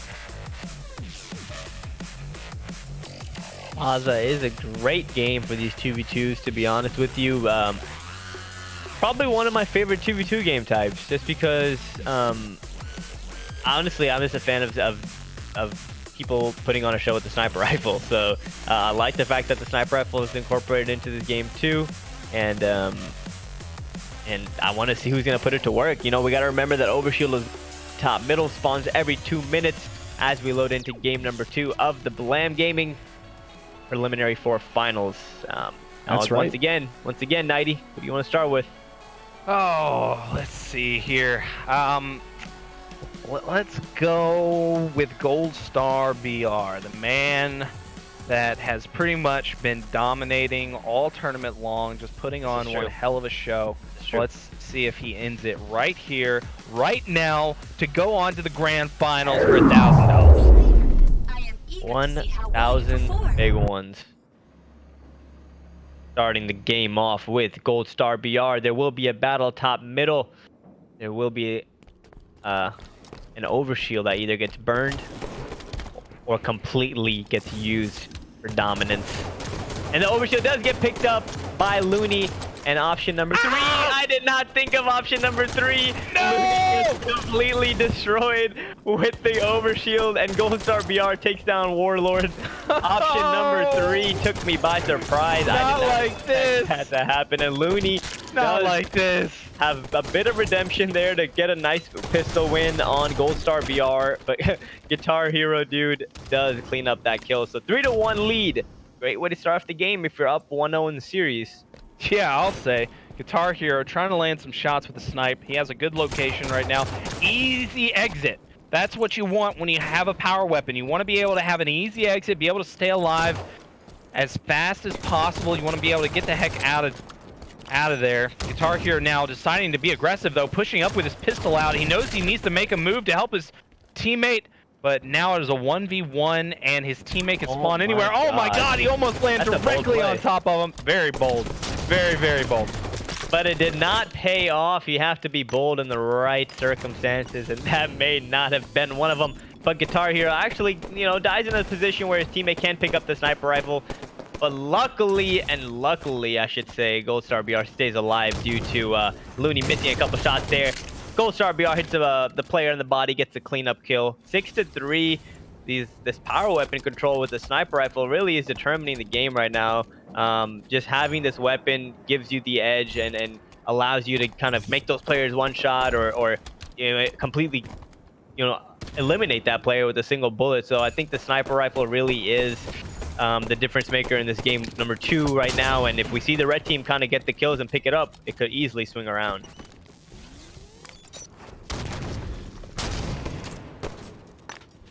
Looks like Gold Star BR is in trouble right now by himself. Gets a nice kill on Looney, and a one teammate actually was there with him. Gold Star BR cleans up Looney. The overshield is spawning right now. It is up and picked up by a Guitar Hero Dude who will be pushing with his overshield acquired. Now 7-3 lead in favor of the blue team, and overshield in their favor as well. This could be a big point in the grand finals right now if this overshield is put to work. Yeah, this is a really good job right here by Gold Star BR. Not letting them know where his location is. Both players see him now, though. They're both running away. They're about to get a big pinch right now. Both of them they have their backs against the wall. Now they're pushing out. Looney secures the kill, and Warlord kills Guitar Hero. That was a huge turnaround. Yeah, 8-5 now. So the game is still... even though, to be honest with you, I feel like Guitar Hero Dude and Gold Star have been kind of really controlling the game as Warlord takes that Guitar Hero Dude with that sniper. Let's hop on board with him, but just like that, Looney gets the kill, and it's a 1-kill game. So what I was saying was that it didn't feel like the red team was really winning in this game, but just like that, they're almost tied up with the sniper rifle in their hands. And like I was saying earlier, the sniper rifle can really make a difference. So let's see how Warlord plays this one out. Yeah, here we go. The turnaround snipe in the hands of Warlord. Just trying to scan the map, checking out his angles right now. That player can be seen right there. The sniper was blocking the player, but if he had looked through the glass, he could have seen him standing there. What's one of your favorite angles to snipe with the sniper in this game type? 2v2, Plaza Slayer, where do you want to have the snipe? Exactly where he's standing right now, or on the opposite side on top snipe. Now, those are easy places to get shot from, up on top snipe, but you're going to have, like, a good initial view of pretty much anyone that's going to pop out. You don't want to be the first person that anyone sees when they come out. So it's like you just want to wait for your teammate to make an initiation and then let the players push on him, bait him out a little bit, and then get the easy snipes off. But you know, add glass is fine too. Oh, I completely agree with you. That glass is a great spot for sniping. Overshield has spawned and is in the hands of Looney as he takes down Gold Star BR. Now, Warlord gets the kill on Guitar Hero Dude. Now the lead is in favor of the red team with Warlord having a sniper rifle in his hands. And I think he knows where the spawners are at, 90. This is, like I was saying, I didn't think this game was close, but Warlord and Looney have the lead now. Yeah, they're playing outstanding Halo right now. They're starting to win their individual battles, starting to use a lot more teamwork. Warlord and Looney seem to be doing a good job at securing power weapons and power-ups, but they need to do much better if they're going to win this game. I believe that Guitar Hero and Gold Star are not going to make it easy for them going forward. We're going to need to see them be a lot better and start clutching it up when the overshield does pop up. Ooh, that nade, though. Very perfect. Now it's a 2-on-1. Excellent shots by Warlord. That should be an easy cleanup by Looney. Somehow he is getting away, though. Gold Star BR, how did you do it? He almost got a stick there as well. Gold Star BR really extending his life there. And that's, I think, if you ask me, that's one of the most important like minor details in competitive Halo and what across the board, whether it's any Halo 1, 2, Halo 1 all the way through Halo 5, and I'm sure it'll be like this in Infinite, is really having the skill of milking your life to the complete last second. It can really make or break a game in certain situations. So whenever you see the players doing it, whenever I see the players doing it here, it's really something I appreciate. I want to keep an eye out for little minor plays like that. It's always fun to notice them. And sniper rifle now is back in play. Who's actually got the sniper rifle? I can't even... Guitar Hero Dude currently has it. OS is about to drop. The overshield is the spawn. Overshield in the hands of Guitar Hero Dude. There we go. Now we have it. And he is pushing this player, getting super aggressive on him. Hopefully he doesn't get back smacked again. No ninjas. He hears the player with the plasma pistol and makes sure not to allow that player to get a free shot on him. That overshield did get completely melted, and I honestly didn't really like the play that was made there. I think when you have the overshield, he had so many more options than to just drop into the pit there and kind of trap himself. Got double teamed with the overshield, so that's out of play. Fortunate for them, though, they are still in the lead. 5 minutes left in the game. Guitar Hero Dude gets information on both players. That's super important because it allows Gold Star BR to start sniping some faces because of all that information. He extends the lead to 3 kills now. I want to hop on board with Gold Star BR, who does have the sniper rifle, but he is taking damage. Oh, nice movement there by Looney, and now it's a 2v1. Gold Star BR forced into a tough situation right there. Had to fight it. This is back and forth, this is crazy. Game number 2 is extremely close as it's all tied up now as Warlord gets that grenade kill on Guitar Hero Dude. 16 to 16. You hear that green gun?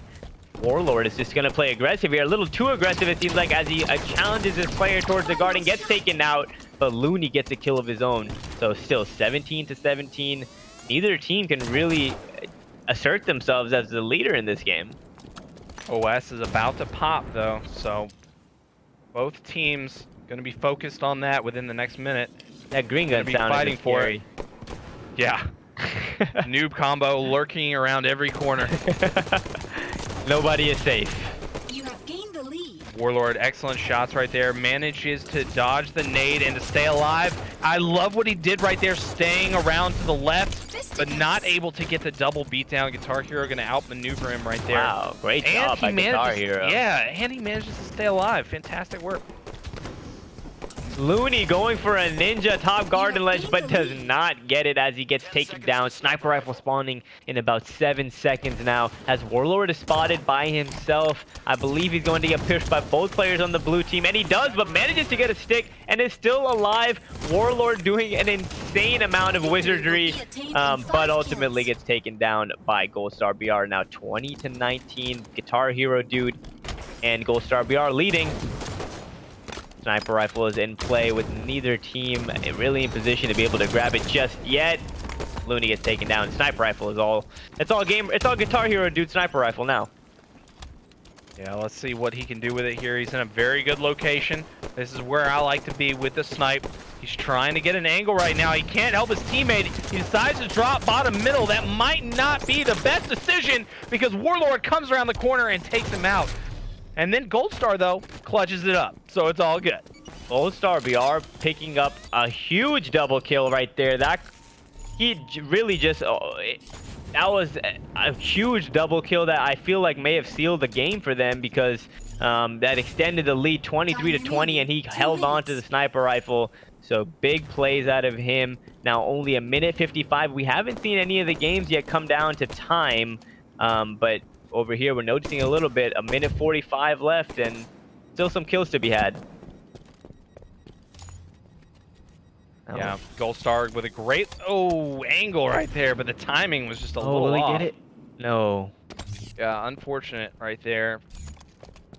Warlord getting set up over by glass, looking at all the players on the map here. On benches gets a nice body shot on him as Looney cleans it up, spots the next and last player in front of him. Will he get the no scope? No, he does not, but he does not die either. 24-20. It's not over yet. It's only 4 kills, but overshield will help the matter as Goldstar BR soars in with the overshield in his hand and gets the final kill with the help of Guitar Hero Dude, and that is your game number 2. That's the Goldstar BR and Guitar Hero Dude actually winning the game and the series, excuse me, because they won game number 1. Now closing out the series game number 2, and they are your preliminary 4 Blam Gaming champions. They will punch a guaranteed ticket over to the October 20th finale. And wow, what a dominance performance through and through for Guitar Hero Dude and Goldstar BR. They made it look easy in some of these matches that really were not. The competition has been stiff in some of these later rounds, but they played super well today. And you know, I want to give shout out to Looney and Warlord for making it this far and putting on a good fight. But your preliminary 4 champions are Guitar Hero Dude and the Goldstar BR. Yeah, I mean, you really got to give it to them because they were playing like a team the entire time. They did not have any moment where it looked like they were having a disconnect. Like there was no communication, there was no plan. They were off the same page. They were always together. They were playing like a unit, and a lot of the times they would individually pop off, and that's what it took to win these games because these boys on Mocket, man, they were no joke. Like, you got to think that they were playing on some heavy delay over there in Europe. So, and also, you know, they're probably pretty tired. You don't know what their schedule's like. It's really early in the morning over there, and they could have been working all day, going to work, blah, blah, blah, whatever. So it's really unfortunate that we might not get to see Mocket in the grand finale, but because of their points, they didn't acquire enough points throughout the preliminaries. This was what I believe is their first one. So, you know, hopefully there'll be a little.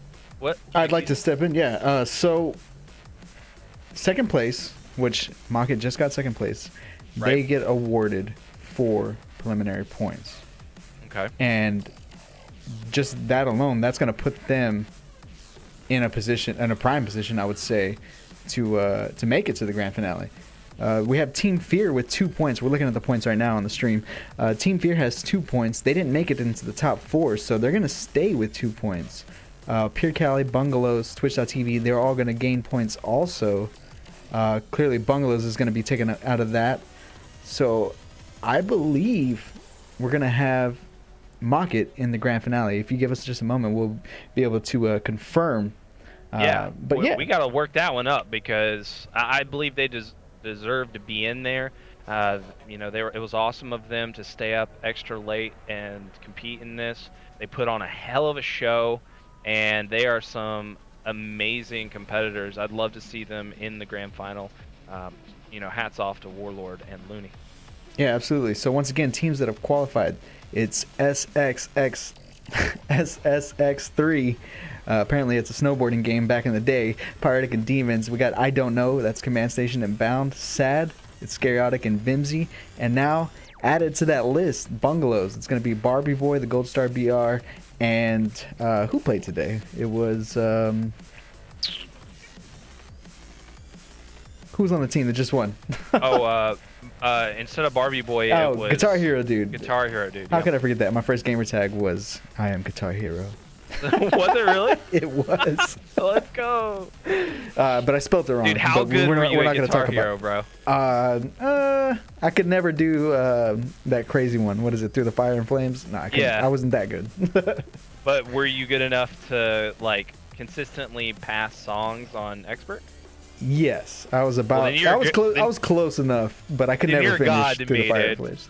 if I ever saw people doing Expert and like killing it, like I was always like just amazed. That was like one of the funnest games.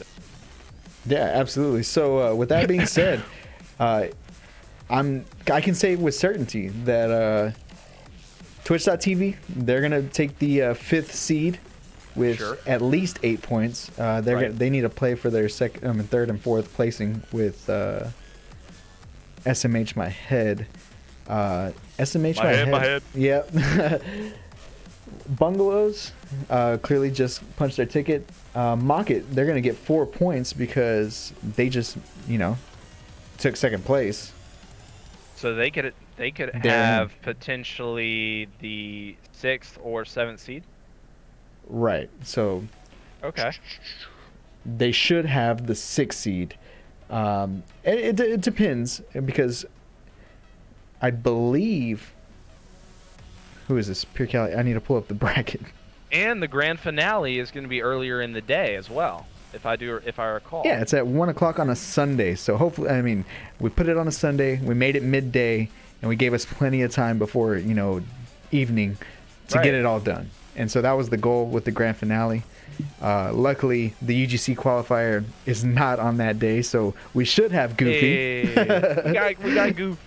Yep, and anybody else that's competing in Halo 3, and if they have any other qualifiers, which I imagine they will have another game other than Halo 3. I think it's already being talked about. But yeah, SMH My Head, they have a chance to get in the mix. They got to beat Stress and Complexion. If they beat them, they'll take home 3 points, and that'll get them in for sure. So things are kind of up in the air. Twitch.tv and SMH My Head need to play, so I can't say for certain right now.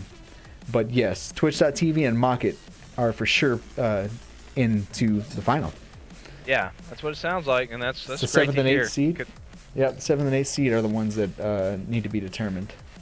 Yeah, that was entertaining as hell. So I'm glad to see that they'll be back and they'll be playing at an earlier time for them.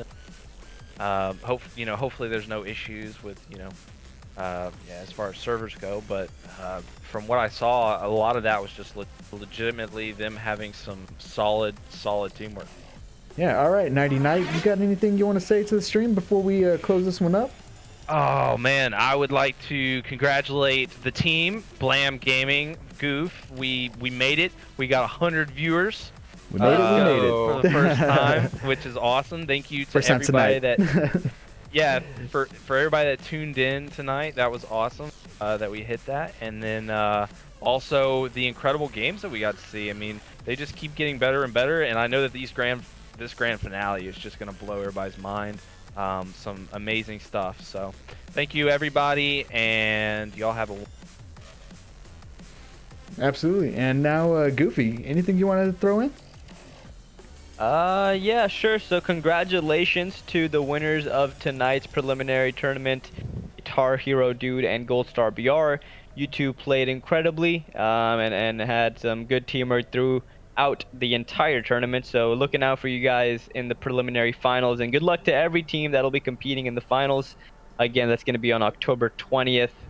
and it's going to be a good one. It's going to be a battle. So I'm excited to see who comes out to play that day. I'm excited to see, you know, some crazy plays, some crazy snipes, crazy camo plays. I want to see it all. So looking forward to seeing you go, talking to everybody again on October 20th for the grand finals. And that's it for me. Check out my stream if you have some free time. I stream on my own Twitch channel as well, just some Halo 3 if you're a fan. Twitch.tv/Goofy. And yeah, shout out to Blam Gaming. Obviously, these guys are doing a wonderful job running these tournaments. Again, I've said this, I think, after every tournament I've casted. It's great for the community what these guys are doing. So I think it's in everybody's best interest, just as fans of Halo, to support these guys and, you know, really spread the word about Blam Gaming and try to get them more involved in the community as well. And hopefully we can see that happen in the future. But for now, we're doing great. Blam Gaming is doing great, and I'll talk to you guys October 20th. Alrighty, thank you, pros. I appreciate it. I truly do. Once again, we're going to tally up those placement points, and we're going to get the official ranking out on Twitter ASAP. So if you're not already, follow us on Twitter, please. You know, we got all the socials also. So if you hit ! socials, they'll all get pulled up in chat. But I do want to thank once again Nighty Night and Goofy, Faisal Khan, and Alex Irwin. I appreciate you guys' help, and we at Blam, we truly appreciate you guys doing this with us, and everybody that's here in the chat. We apparently we hit 100 today, which we truly appreciate and love that. And please remember, October 20th is the grand finale. It's a $1,000 prize pool. We're gonna see the 8 best teams that we had in all of these preliminary tournaments. So all those hours of gaming, we've determined who are the best, and we cannot wait to see how this all plays out. And it's gonna be excellent, and I can't wait. We're gonna see you on October 20th. It's in a little less than a month. That gives us time to prepare and make this as sweet and swanky as possible for you guys. So without further ado, bye everybody. We appreciate it. Enjoy the credits, and also GG's everybody. Blam, blam.